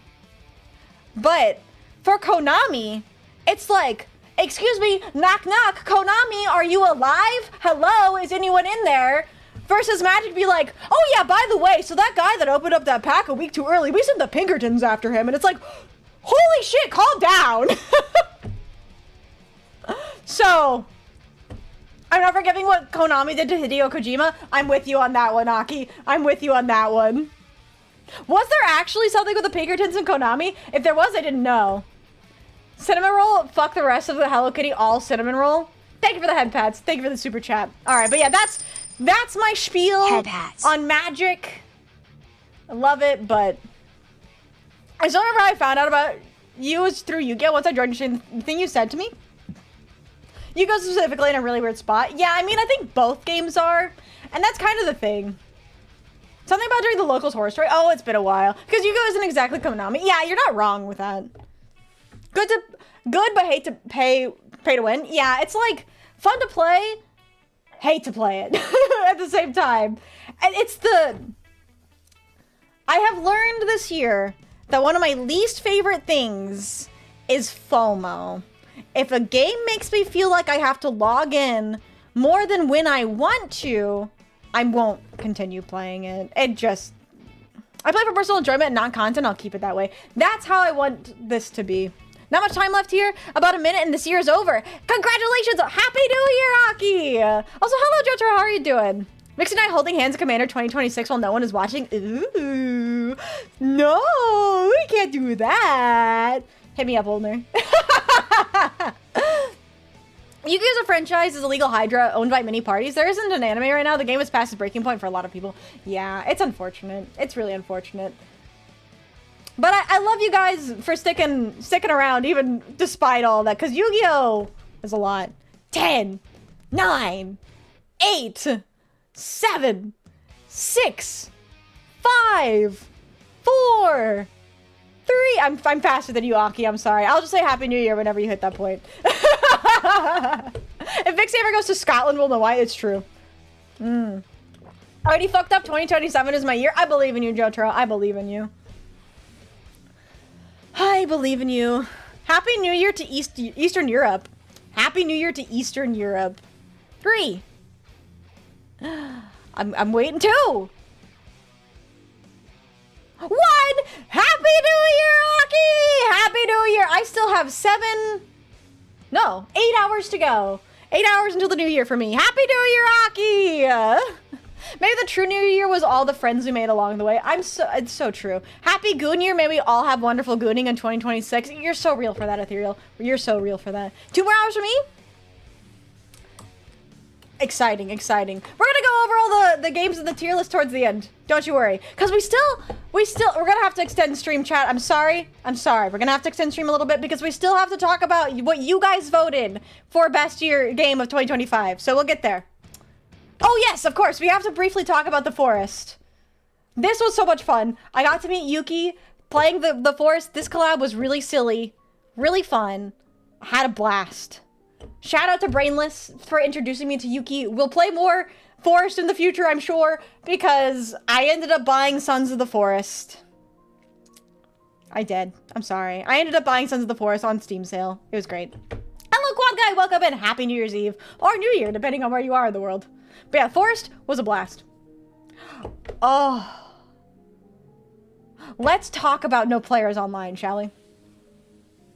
So, what I was talking earlier at the beginning of the stream when we were talking about all the accomplishments I made this year. I got a bunch of game keys for the very first time. Not totally true. There were some game keys I got in the past, but they were of questionable quality, I will say. Those first few game keys I got as a beginning content creator. But the game keys that I got this year were for some absolutely phenomenal games. And No Players Online was really high up there. Absolute blast of a game. I laughed. I cried. I was on edge. This game was really, really fun. I talked about my gripes with it. I definitely think it had a few too many instances of tell, don't show, which is unfortunate. But it's still really good. Also, Jotro, no worries. Happy New Year. Have a wonderful day. Thanks so much for dropping in. This game came with a free side of onions. I know. This game was so tense, like unbelievably tense, that I loved it though. I loved this game. I was glad we got to play as much as we did. Massive shout out to 𝖉𝖓𝖙, who's following me on Twitter now. I love you, 𝖉𝖓𝖙. They also made, they published 𝖍𝖆𝖊𝖓. Wonderful publishers. Really excited for the more of the games they're going to be publishing this in the new year. So, big shout out to them. And shout out to the developers for hitting me up and letting me play this game. I had an absolute blast. For the ranking on this game, though, because of some of the story issues, I think it's a high A. But really wonderful game. Highly recommend it. You can go back and watch the streams I did of it. Or you can go and play it for yourself. It's probably on Steam sale right now. Really inventive gameplay. Really inventive gameplay. And it inspired me for a lot of different things, including something that I'm excited to show you guys next year. But we'll get to that when we get to that, because I'm still waiting on some confirmation for dates. But other than that, I love No Players Online. Great game. And we beat it. This is another one of the games we beat this year. Where do I even begin? I'm not gonna lie, chat. When I think about Apparatus and what it has meant to me as both a content creator, as a gamer, and as just someone who consumes media, this is one of the most impactful games I have ever played. And that might seem extreme, but I genuinely mean it, because this game was a bit of a wake-up call for me. It was kind of similar to what I was talking about with BioShock, because this game, when I first got the game key, if you guys remember, I had a stream where I played both Gutter World and Apparatus, and I played Apparatus for actually the majority of the stream, because I was so invested in this game. And then I realized after stream that I was missing something. So I ended up playing a little bit of the game off stream, and then I was like, I gotta return to this game on stream. And so I did. And it was one of the best decisions I ever made, because this game made me realize what I want out of content creation. And it's to play along with like Resident Evil, and we'll get to Silent Hill as well. Majora's Mask, so many wonderful games that we played this year, is that I want to get to experience these games. I want you guys get to experience these games. And like with BioShock as well, one of the best things I learned how to do this year was keep things like in a notebook. Writing things down and keeping things written down has made the world of difference with these games, because, you know, I only play one game per, like a game once per week. So having that to catch back up on was great. But Apparatus is a phenomenal game. It is everything that I have wanted in gaming. It's very thought-provoking, it's emotional, it's intriguing. And I'm so glad I've got to experience. I'm so glad you guys have got to experience it with me too. Also learned to tell us to shut the fuck up and stop backseating. It did. That's the thing, is like, because I was talking about it with BioShock, and I'll talk about it a little bit with Majora's Mask too. But I learned that a lot of the like distaste or unenjoyment that I was getting out of some of these games was because I was focusing too much on like trying to do things the way that you guys wanted to see it, and I realized, fuck that. Why would I do that? This is my gameplay, and you guys came to watch me play the game. If you want to play the game yourself, you guys can go play the game yourself later, but like, You guys came to watch me play, so I'm gonna play the game the way I want to play it. And, yeah, 𝖵𝖓𝖙'𝖙. I don't want to cry. I don't know why this game makes me want to cry, but this game makes me want to cry. So, that's how much it means to me. That's really how much it means to me. So, you know, that's great. Hi, Reverie, welcome in. Happy New Year to you as well. Also, Elusive, thank you so much for the follow. You're now our newest Vulpist. Welcome in, welcome in. I hope you're having a wonderful day today. And Happy New Year. Happy New Year. Also, shout out to Fallout. I love Fallout. The apparatus, if 𝖉𝖙𝖊𝖓 is out there, I'll have to send him this, like, timestamp or something. Thank you, 𝖉𝖙𝖊𝖓. Genuinely, thank you from the bottom of my heart. Thank you for coming to my streams and encouraging me. Thank you for giving me the opportunity to play this game. It really, really means a lot. And don't worry, guys. We got one ending this game. But we didn't get all the endings. And I'm not going to rest until we do. So don't worry. 𝖵𝖓𝖙 is coming back in 2026. Because this game means everything to me. Everything. So, yes, we'll get to the second part. You know, I will say I should have turned off the voice redeems. That's my bad. I'll do the voices tomorrow. I promise I'll do the voices tomorrow, but I'm already starting to lose my voice as it is. As it is. But yeah, so that's 𝖵𝖓𝖙'𝖙. I love this game. I love this game. I love this game. This is the easiest S tier of my life. It means everything. It means everything. So, next. Silent Hill! Okay. I'll be brief about this one, because obviously we're still playing Silent Hill. And I love this game. I love this game. I love this game. This game has made me realize how much I love atmosphere in video games. And the atmosphere and the music in this game is unmatched. Absolutely unmatched. There's a reason this game is a classic. And it's unfortunate that a lot of people missed out on it. But don't worry, because we're going to be playing Silent Hill in the new year tomorrow, which I'm super excited about because I have loved this game every single step I played it. I wish I wasn't a zombie every time you stream this. That's fair. That's fair. This game is great, though. It's weird because my perception of Silent Hill is very different than what the game actually ended up being, which is great. And I love this game. I'm so excited to beat this game. I'm going to take my time, though, because that's another thing I realized is it's not fun to rush games because you miss out on so much. So, The one you play with X I will and get to it. Dreamless. I'll get to it. Thank you for the super chat. I will get to that in a second. Please let me focus on what I'm doing. I will catch up with chat in just a second. But yeah, so Silent Hill has been great. I've loved the game, and I can't wait to play Silent Hill 2. I'm super excited for Silent Hill 2. That game is going to be a total blast. Super excited. So Silent Hill, another really easy S tier for me.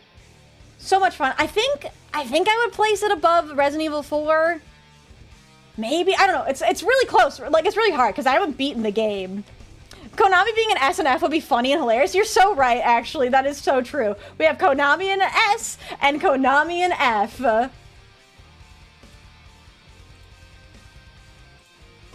All right, let's continue. All right, and the last game we played this year. Well, you know, actually, technically, it would be Brush Burial. And so I forgot to make a slide and a card of Brush Burial. I'm so sorry, Knife Demon Software. I kind of forgot that I was gonna. So the problem is I made the slideshow before I made the schedule for this week. So, oops, my bad. It wasn't on the survey either. But we'll talk about Brush Burial before we get to the end. This game, I did the math. This was like 60 hours of gameplay. And what a journey it has been. Majora's Mask is a same thing with like Resident Evil 4, Silent Hill 1, like all of them, has been an absolute blast. And I have enjoyed the hell out of them. Almost 2 years of Let's Play. I know. And this was a game that I had actually stopped for a while. Yeah, so we beat this on Monday, and it was really special. I got some really nice messages after having beaten it that really meant a lot. I'm so glad that you guys enjoyed this Let's Play as much as I did, because I'm probably going to be playing Twilight Princess in the new year. This game's really special to me. Yeah, there was death, rage, murder, death, and a shitload of fun. This game was another one of those games that I've learned a lot from, because this game had a lot of backseating problems, and it's still something that I am focusing on, like trying to work on. But Yippee. Thank you for the super chat. Yes, we did beat it. It was a blast, and you guys were so funny about the boss fight. Yeah, I almost did it completely without the deity mask. Again, you learning to tell us to shut the fuck up, right? I love you guys. I love you guys. I love you guys. But you guys gotta let me play the game, okay? Because otherwise, I'm just not gonna enjoy it, right? So, I'm so glad that I got to beat Majora's Mask. And I'm so glad I beat it, because I did 3/4 of the game without the Fierce Deity Mask, which was crazy. I had my anime moment. I had my back up against the wall. There was nothing for me to do. So I pull out the fucking Fierce Deity Mask and I beat that fucking boss. And then the credits and the end stage was cathartic. There's no better way to put it. It was cathartic. It was like over a 2-year span of trying to beat this game. And God, am I glad that I did. It makes me want to go back and play Ocarina of Time again at some point, with the same mindset and the same journal. So, I might at some point. But for Majora's Mask, again, this game was an absolute blast. Have you guys been noticing a bit of a trend that as I've gone throughout the year, the games I've played and the streams that I've had just ended up being so much more fun? Oh, I forgot to put Skyrim! I forgot to put Skyrim on the in the PowerPoint. If you guys missed the Skyrim collab with 𝖉𝖊𝖓, that one was really funny too. That one's easily up there with the Schedule 1 stream. And there's one more game that I forgot to put on there, which I will talk about really quickly, which is Brush Burial. Let me find an image really quick. 𝖉𝖊𝖓 not knowing how to loot things? I know! There's so many funny fucking clips that came out of that game.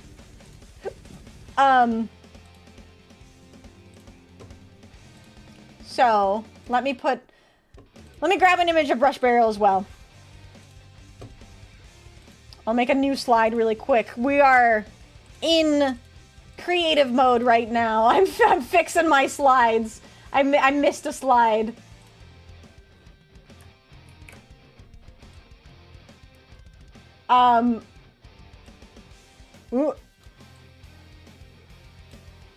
Alright. And then, hold on, I know you guys can't see what I'm doing, it's okay. I'm not doing anything sus, trust. I'm only looking at ass, don't worry about it. Okay. So. And then technically the very, very last game we played in 2025 was Brush Burial Gutter World. Another absolute gem that I was given access to by a wonderful game developer. Thank you so much to 𝖃𝐻𝐷EMON Software for the game key. I love this game. I love this game. This game is an absolute blast. Highly recommend it if you don't have it. It's only $7.99. It's only $7.99 on Steam right now. Is this where you learn Tail Whip? It is where I learned Tail Whip.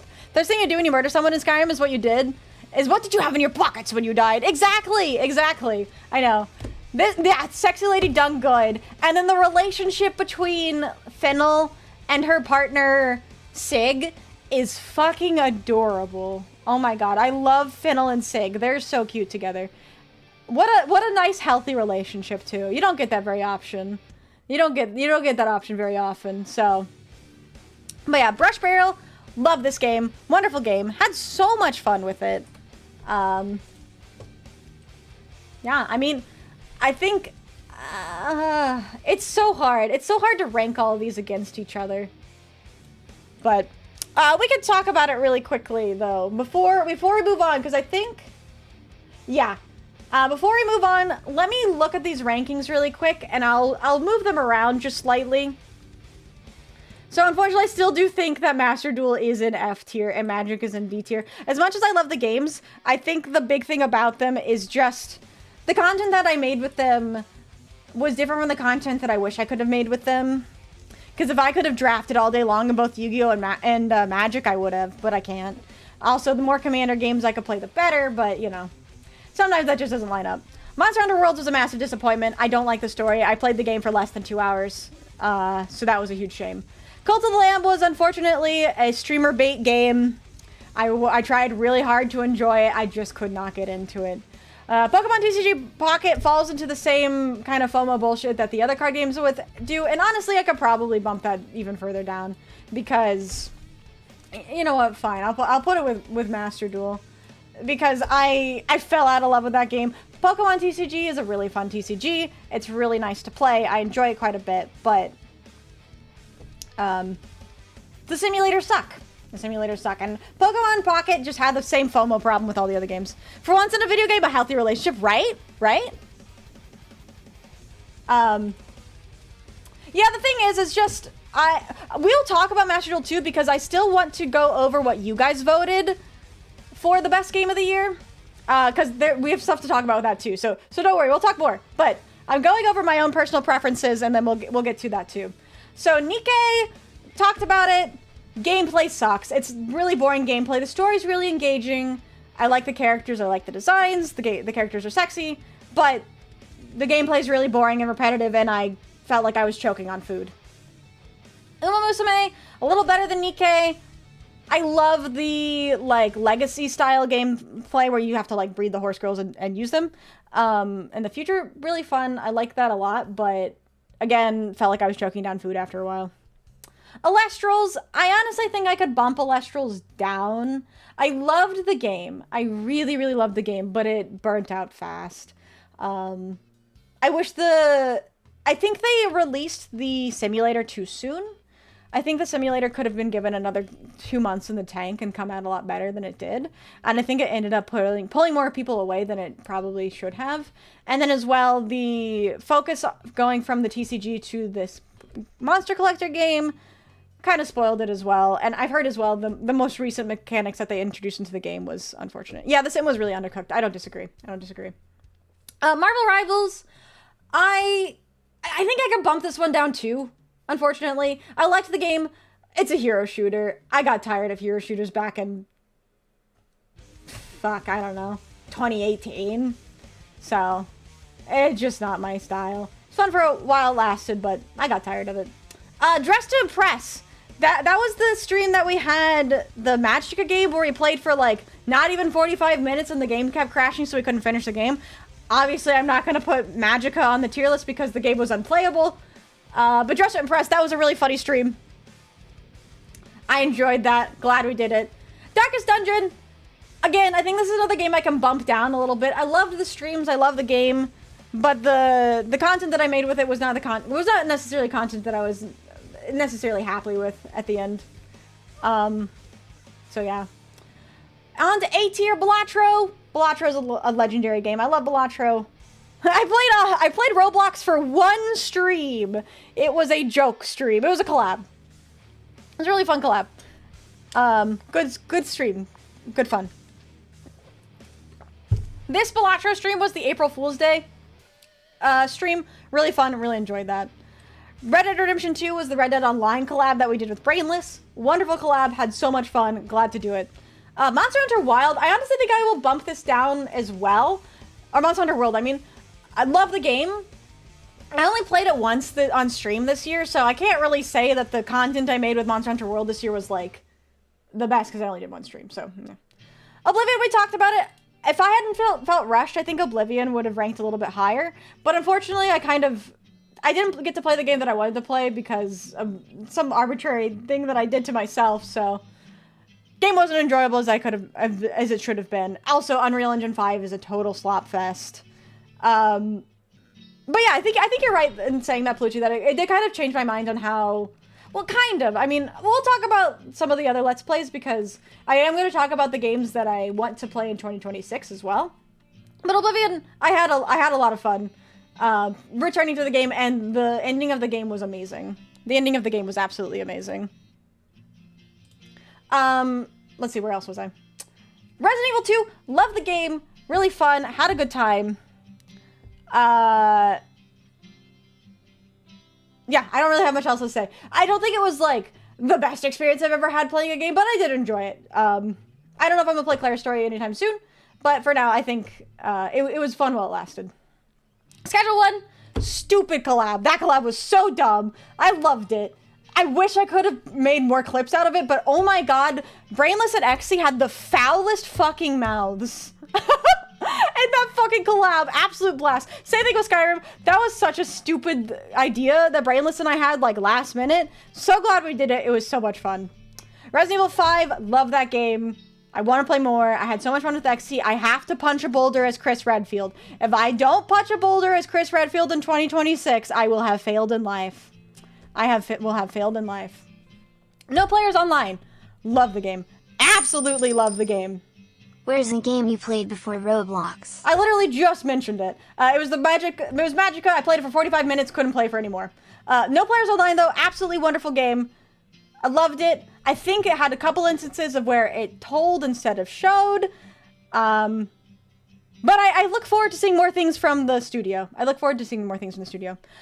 BioShock, I know I want to be a boulder puncher. I want to be a boulder puncher so bad. BioShock, I'm almost tempted to slightly bump it down just to A tier. I loved BioShock, and I love BioShock, especially in retrospect. Thinking about the story, thinking about the impact on me that it had. Absolutely wonderful time I had with this game. But I still feel, I feel conflicted about how I ended up experiencing the twist, because I didn't get it at first. Because I ended up missing a lot of things in the game because I wasn't focusing on the game as much as I wish I had been. But like I had mentioned earlier in the stream, it was kind of a turning point for me. It was a learning experience, and I feel like the way that I approach Let's Plays now is a lot better. So I'm doing a lot. I feel like I'm doing the collabs, or not the collabs, the Let's Plays a lot better. All right, let's talk about S tier. So Brush Burial Gutter World. Really fun game. Highly recommend it. Great characters. Great design. Just all around great. Welcome in Platinum Trophy. We're currently talking about the games I played in 2025 in celebration of the end of the year.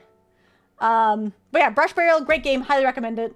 This was another game that was gifted to me by a game developer. Thank you so much to Knife Demon Software. I really appreciate it. And thank you for discussing things with me on Twitter as well. I really appreciate the help. But yeah, this game's really fun. Still got a lot to uncover in it, but I'll definitely play more. I don't know if I'll play more on stream, but I will definitely play more Brush Burial. And I recommend that you guys do too. Resident Evil 4. Love this game. I love this game. Had a little bit of the same problems that BioShock had, but I think I ended the Resident Evil 4 playthrough better than I think I ended the BioShock playthrough. So, love Resident Evil 4. Love Leon Kennedy. I can't believe I'm saying this, but I'm actually excited for Resident Evil 9 because I want to roundhouse kick some motherfuckers again. But yeah, great game. Silent Hill, still pretty early in the game. We're only in the hospital. But I love this game. This game is great. Love the atmosphere, love the music, love the characters. Harry Mason, my father. He's the greatest. I love that character. He's so goofy and so all over the place, but he's good. Love him.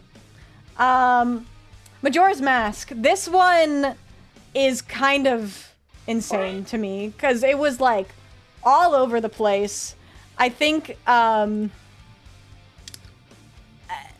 so many hours spent in this game, and every hour ended up being worth it.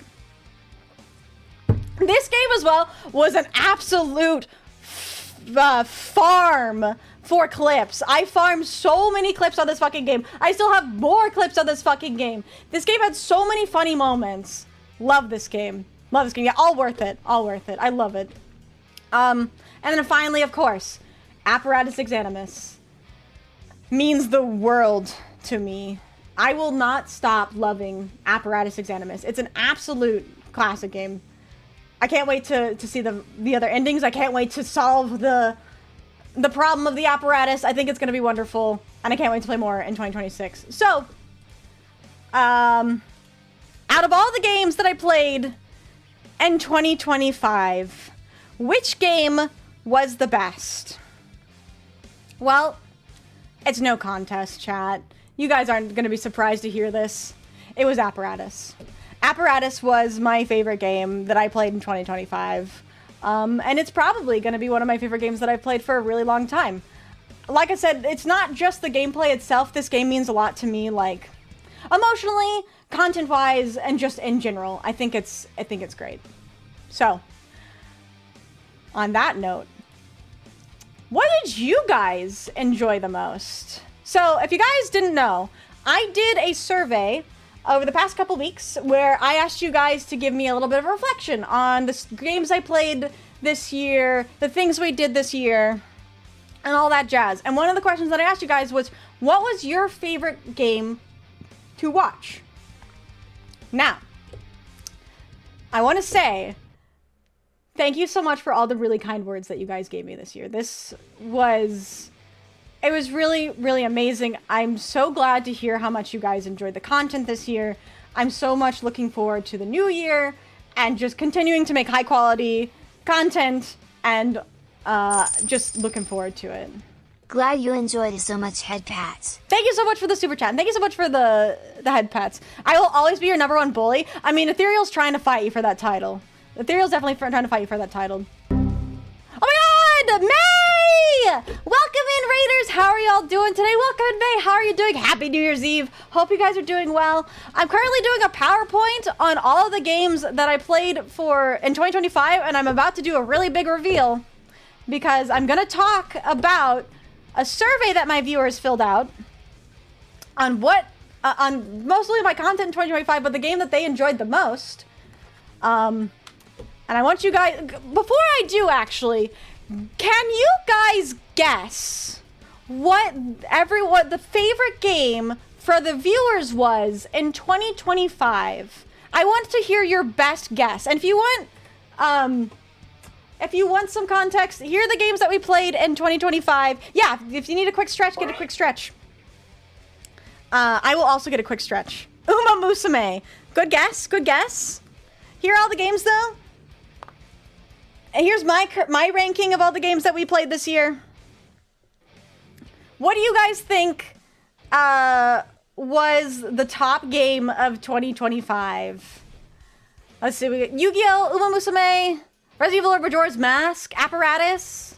Some good guesses. There's a lot of games. We also played Gutter World. We had Resident Evil 4, Resident Evil 2. We played NIKKE. I know a lot of people were really into NIKKE. Magic was a big thing too. I just love how Yu-Gi-Oh is at the bottom of the bottom. It's I went on a whole spiel about Yu-Gi-Oh. I'm probably honestly gonna go back into the YouTube stream and timestamp all of them. But all right, you guys ready? Because drum roll, please. It was tied! The favorite game of 2025 voted by the viewers, and I had 35 submissions, by the way. 35 submissions tied the favorite games.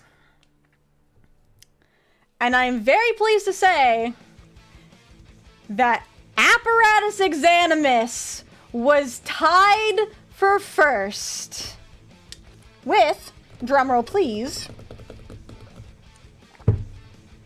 Master Duel. It was Apparatus 𝖔𝖕𝖙 and Master Duel, but I want to show you guys something really, really interesting. So, a lot of people know that Master Duel was really good. It was like, a lot of people came for Master Duel, right? Both the top and the bottom of the list, right? I know, it's very funny. Very funny. But let me show you guys something. You want to see the breakdown of what people voted for? Because I find it very, very interesting. Only 17% of people voted for the top 2 games. This year was super varied. Which means out of 35 people only 6 people agreed that both Apparatus and Master Duel were their favorite games of the year. And I just think was really cool. It makes me really happy because what I've always wanted to do is variety content. So to hear that my viewers have a variety of interests and have a variety of preferences, but also enjoyed a lot of the same things that I enjoyed, it made my year. It made my year. And again, I really appreciated what everyone had to say in the surveys as well. A lot of you guys were really, really sweet. And yeah, I totally understand. Like, if there is a specific reason that you chose your favorite game, feel free to let me know. Feel free to let chat know. Because I am curious. Because I know we did a lot for Master Duel this year. We did a lot of events, and those were really fun. And I'm glad that we got to do them. But I loved the variety content. I've absolutely loved the variety content. But it's hard to choose a favorite too, right? Because there's so many wonderful things that we did this year. So, thank you from the bottom of my heart for supporting me, for supporting this change, for supporting me even though Yu-Gi-Oh sucks, even though Magic hasn't been as good as I was hoping it would be. And for letting me play these silly little weird games that mean everything to me. I picked Pocket solely for how fun it was to play a new type of game with Fox. Was really hovering over Master Duel though, and I appreciate that. I do. There was a lot of experimentation this year, and I'm gonna tell you guys right now. I felt the pivot whenever you changed your profile from having Yu-Gi-Oh cards to tarot cards head pats. Yeah, that's true. And thank you so much for the head pats. Where can you find this? This is a private survey I filled out. We did put a lot of love. We put a lot of love into the content, and I'm glad that we did. I'm really glad that we did, because those are some of the best times I had with a lot of the games we played. And I want to do more like community events and more community things. I just don't know what yet. I think 2026 is going to be a very interesting year for the channel. It's going to be my 4th year streaming. And I talked about at the beginning of stream. I both feel like I'm a young content creator, but also more experienced than some other content creators have been. But I feel like I have so much room to grow and to learn, and I'm excited. I'm excited to do it. Can we see what people gave you as open feedback? I didn't say that I would share it, so I don't want to reveal anything that anyone doesn't want shared. But I will say, a lot of people express their desire to just have me play what I enjoy. And a lot. I'm not talking about just like 3 or 4 people. Like a good 50% of what people had to tell me in the survey was to just that they enjoy the stream the most when I'm enjoying myself. So thank you for those really kind words. It really meant a lot. I like Master Duel because we had all the tournaments for fun, we had the events, and then just the duel rooms were fun where you could play with the community. Yeah, and like, I don't think there's anything wrong with that. I definitely don't. It's just unfortunate, like, the stress and the turmoil that Yu-Gi-Oh has been under, and that I have been under due to Yu-Gi-Oh, was really starting to wear me down. But, yeah. For me, Master Duel was the best and worst game we had this year. I can definitely understand where you're coming from with that. And I honestly wouldn't disagree in a lot of ways. I definitely wouldn't disagree in a lot of ways. But for me, of course, my favorite game was Apparatus 𝖔𝖕𝖊𝖓. And again, it was... Talk about a turning point for the content I want to make as well. Really special. I love you guys, and thank you. Thank you for letting me do this. But that's not all. What now? 2026 is literally tomorrow. I think there's a lot of things I want to do. I mentioned I want to go back to Zelda. I want to play Twilight Princess. That's my next goal. Obviously, I want to beat Silent Hill. I want to get to Silent Hill 2. I've heard great things about Silent Hill 2. Silent Hill 3 is also up there as well. Fox singing stream, Fox singing stream, Fox singing stream. I need to do karaoke again. I do need to do karaoke again. You know, maybe we'll find some time to do that. Maybe we'll even do that for a special event coming up in January. But yeah, there's a lot of things. No, I haven't played Silent Hill 2. I've only played up to Silent Hill 1 where I have. So there's a lot of things that I get to play for the first time. I want to get to Wind Waker at some point too. But yeah, a lot of, also really just been enjoying horror. So expect more horror in the future. I know, you guys probably heard about the Iron Lung movie coming out. I think, I'll probably try that one out too. But speaking of that too, more YouTube videos. More YouTube videos in the future. I'm going to be working on some this week. I'm going to say for 2026, unless something drastic happens, expect a YouTube video every Saturday. That day might change, but I'm going to try to continue releasing weekly YouTube videos. I want to say thank you guys so much for the support on the most recent one. That one's done a lot better than all the other ones I've released this year, so thank you. Thank you for watching it. Thank you for sharing it. Give me feedback. Give me feedback on it. Let me know how you guys felt about it. But yeah, I'm not sure if I want to play any multiplayer games. Like I said, another thing I said earlier is there's a lot of games that you guys have asked me to play. I see you guys talking about, what was it? Where was I? Ace Combat? I don't know. I don't know if I'm going to want to play it. The big thing that I have learned this year is, I'm not sure. I hope to get more game keys. I hope to play more weird games, and I want to play things that I want to play. I know that's weird to say, but I felt like a lot of things that I ended up playing, sometimes the games that I ended up playing on stream were more out of obligation than me wanting to play them, so that's something I want to get rid of. I don't want to do that anymore. But, yeah, so for me, I want to... We gotta find something to collab. We do. There's a lot of things. I want to do. I do want to do one more collabs, too. I want to do more events. There's more in here that I couldn't include, but for me, I want content to be fun. I don't want it to be stressful. So that's my goal. But yeah, overall, as just a general reflection for 2025, you shouldn't feel obligated to the algorithm. Thank you. That really means a lot. It's hard. It's really hard. Like I said, I've only been in content creation for 4 years, which in retrospect seems like a lot. But when you've only been in content creation for 4 years, especially when I didn't start off on the strongest foot, you kind of become a victim to that. So, yeah. A lot of good games coming in 2026, but I'd still see more retro games. I want to do more retro, don't worry. I want to do more retro. Retro is one of my favorite things I've been enjoying. Like I said, Silent Hill 2, maybe even Silent Hill 3. Fuck, who knows, maybe even Silent Hill 4? Unironically, a date stream that ends up being Master Duel or Magic. Oh my god. But yeah, I think I'm still learning. But yeah, overall in reflection, content creation is unpredictable. Sometimes things work out, sometimes they don't, and sometimes ideas that you have don't end up going the way you plan, and that's okay. But one thing that I do ask of you guys is to understand that sometimes things just don't work out, and that's another thing, is a lot of the games that I played in the past that people want me to return to, I just don't know if they're gonna work out. Because a lot of them are games I haven't thought about in a while, games that I haven't necessarily really wanted to return to at any point. But they might return to them, but it's unpredictable.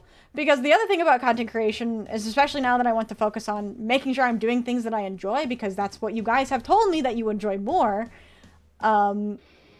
is my mood changes.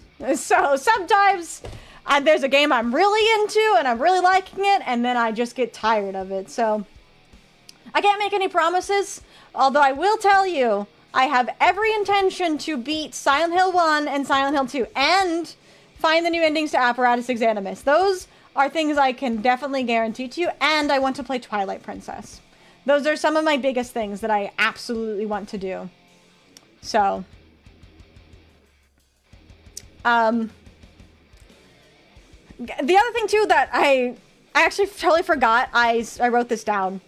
Oh yeah, it would be the original Silent Hill 2. I think I talked about it briefly with Resident Evil 2, But I'm beginning to realize that a lot of the remakes that are coming out are not true to the original games, and that's frustrating to me.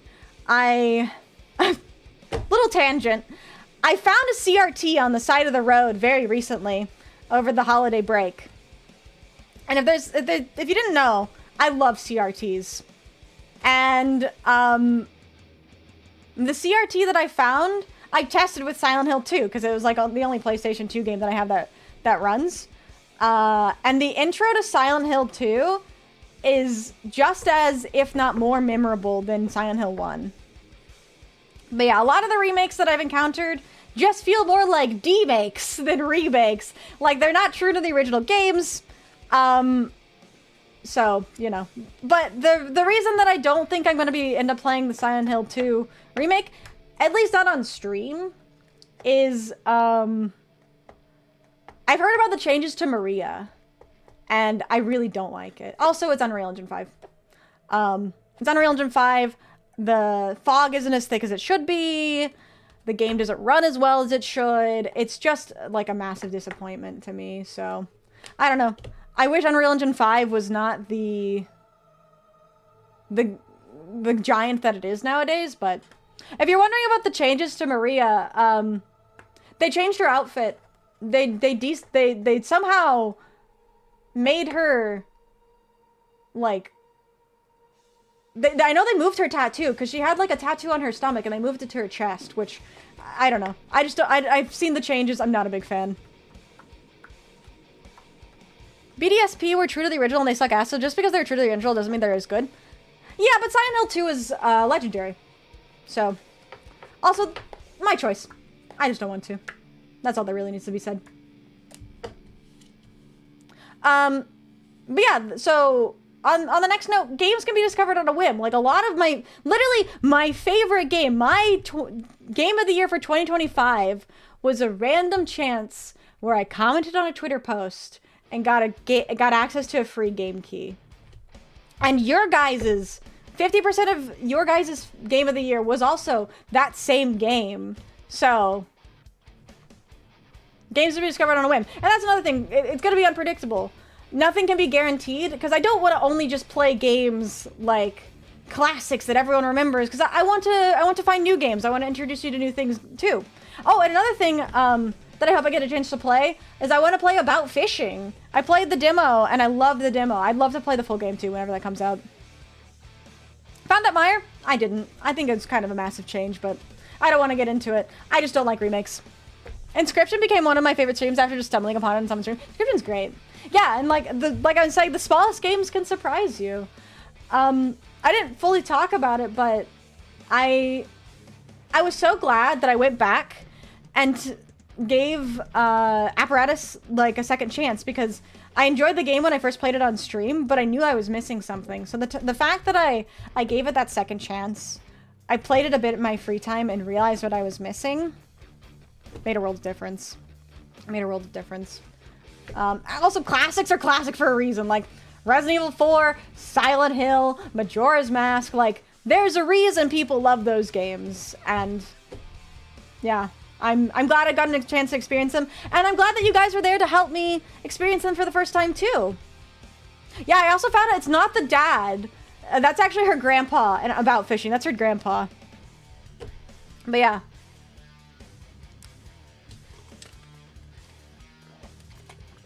And lastly, I've talked about it a little bit already, but I really think it all comes down to this is more fun when I'm enjoying myself versus doing something because of the algorithm or because I want it to be big.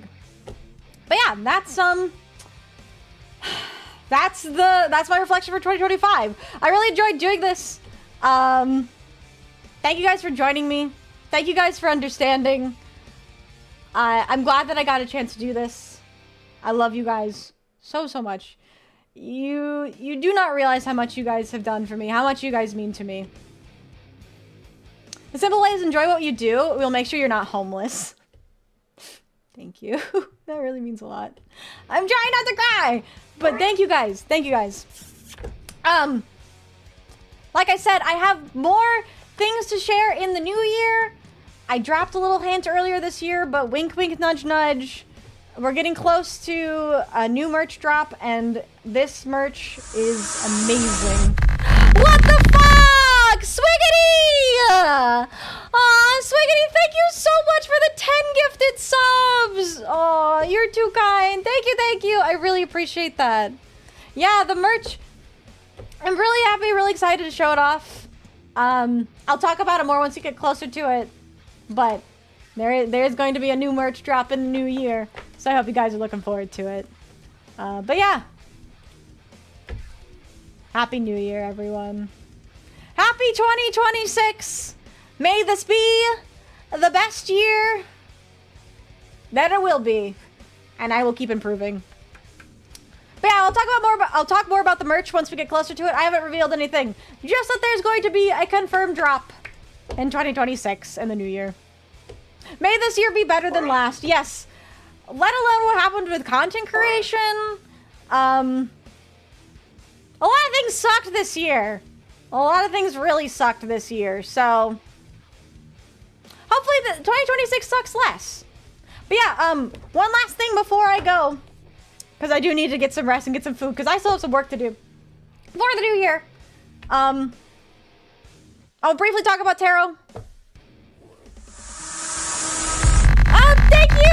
Thank you so much for the gift sub to Inferno! I really appreciate it. Thank you so much, Hype, for the level 4 Hype Train. Vixie, blind boxes? Man, I wish. Culvers. Culvers. But I want to briefly talk about tarot. Talking about it at the beginning of the stream briefly, but I'm going to talk about it really quickly before we end. In the new year, I want to try something new with my tarot readings. I want to be a little bit more inventive and want to make things a little bit better suited to what you guys want or need out of them. So, I'm going to get away... What the fuck? Thank you so much for the gift sub to Time Out with Bits. I'm going to go... hold on. I'm getting away from the pay per card reading, and it's going to be pay per detail, is the simplest way to say it. So, if you redeem a 500 channel point card reading, or you get a free card reading out of Test Fate, it's going to be a simple card reading that may or may not have a clarifier, depending on your question. And then the more channel points you spend, then the more detailed, the more in-depth the reading will be. So, that's the plan for the tarot readings. I've also been just trying to improve my tarot readings in general. And one thing I want to try in the new year is some custom spreads. So, I've been doing the like 1 card, 3 card, 5 card. You don't have to do that with tarot reading. You can come up with your own custom spreads. So, that's probably something I want to do. Hi, Knight. How are you doing?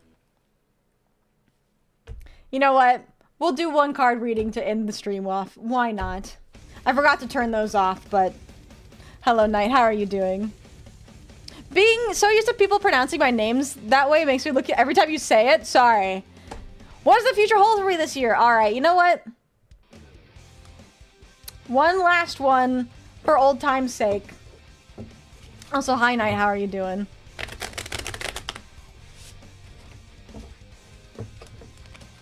But yeah, thank you guys so much. Let's see how 2026, Jesus Christ.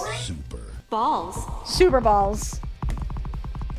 Will be for Knight and hopefully for all of you as well. All right, Knight. I'm doing fantastic. Thank you so much for asking. This was a lovely stream. I'm really glad I got to do this. Thank you guys for being here. It really means a lot. All right, Knight. Well, I'll show you guys what I mean with this reading, though. So, what does the future hold? Well, let's see. We got Knight of Cups in reverse. That's depressing, and I hope that's not true, but to be realistic, I think there's going to be some disappointment this year. And the disappointment... That's interesting. The disappointment is going to come from too much responsibility. And this is for you specifically, Knight. It seems they're taking on too many things at once. So it's gonna end up being in disappointment and frustrating. But that doesn't mean that you can't do something about it. And I think that's a really good sign.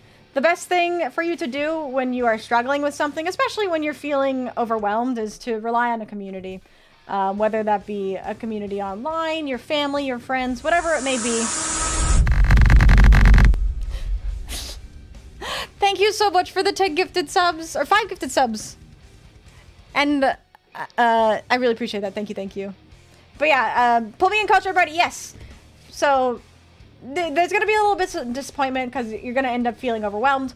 But if you rely on a community, you'll end up feeling a lot better. So in general, don't get overly worried. Don't stay up late at night worrying about the future. You have a community to support you. You can rely on them. So that's what I would say for you. Rely on your future. Rely on your friends, your family, your community for the future. And don't spend all your time worrying.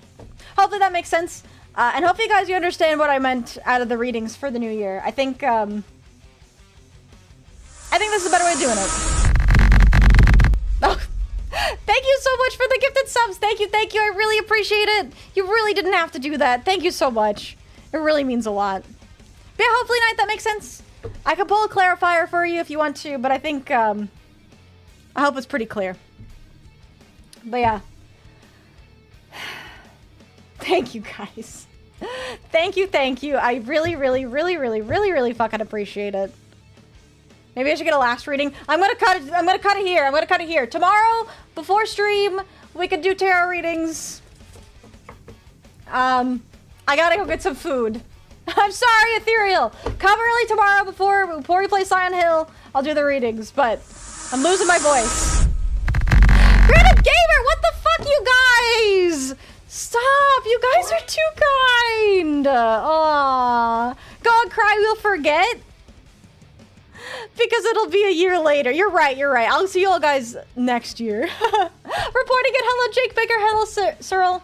You guys just missed it, but thank you guys so much for all of the subs. Gotta go New Year's in less than 10 minutes. Happy New Year, Plucci. Please have a wonderful rest of your day. Thanks so much for being here. Like my family said before going, thank you so much for all you did for me. You did more than you think, and you helped me so much. Thank you, Plucci. And I'm glad to hear it. I hope that'll help you through the 2026. I know you will. You'll bully me out of help, and I appreciate you. Thank you so much. Those are from Joey. Thank you, Joey. I hope you have a horrible Happy New Year. You too. All right, guys. Let's find somebody to raid. Don't forget, I'll be back tomorrow for New Year's Day. I'm not gonna take a break. I'll be back tomorrow for New Year's Day. We're gonna do some tarot readings at the beginning. And we're gonna be playing some Silent Hill 1. So look forward to that. I really appreciate you guys being here. I don't usually talk about this kind of stuff on stream a lot, so thanks for being here. Thanks for understanding. And thanks for your feedback. It really means the world to me. I would not be the content creator that I am without you guys, and I hope I'm an even better content creator next year. Finding someone to raid? Yeah, I need to find somebody to raid. If you have any recommendations, please let me know. I also would like to find somebody to redirect to on YouTube as well. Last feat of 2025. You got cucked. Get cucked in the new year. God damn it. Fair enough, you guys. You guys are crazy. Thank you so much for the level 7 hype train. You guys are insane. I love you guys. Love you guys so much. I'm tired though. I've lost my voice. I need a break. I'll be back tomorrow though. So thank you guys so much for being here. I really do appreciate it. Alright, everyone. I'm gonna go find somebody to raid. Whoever I send you guys to, make sure to send your love. Wish them a happy new year. And I will see you all tomorrow for some Silent Hill 1. And then, well, some tarot readings and then some Silent Hill 1. But again, thank you guys so much. I'm gonna keep this VOD up, of course, so if you missed anything, go back and view the VOD. I'm glad I got to talk about everything I got to talk about. So, I'll try to put some timestamps too. But, like I said, don't forget, merch coming in 2026. I'm hoping to release regular YouTube videos. If you guys have feedback on the YouTube videos, let me know. Of course, still be releasing shorts and everything. But yeah, thank you guys. Happy New Year, and I will see you all in 2026. And as always, I love you all, and goodbye!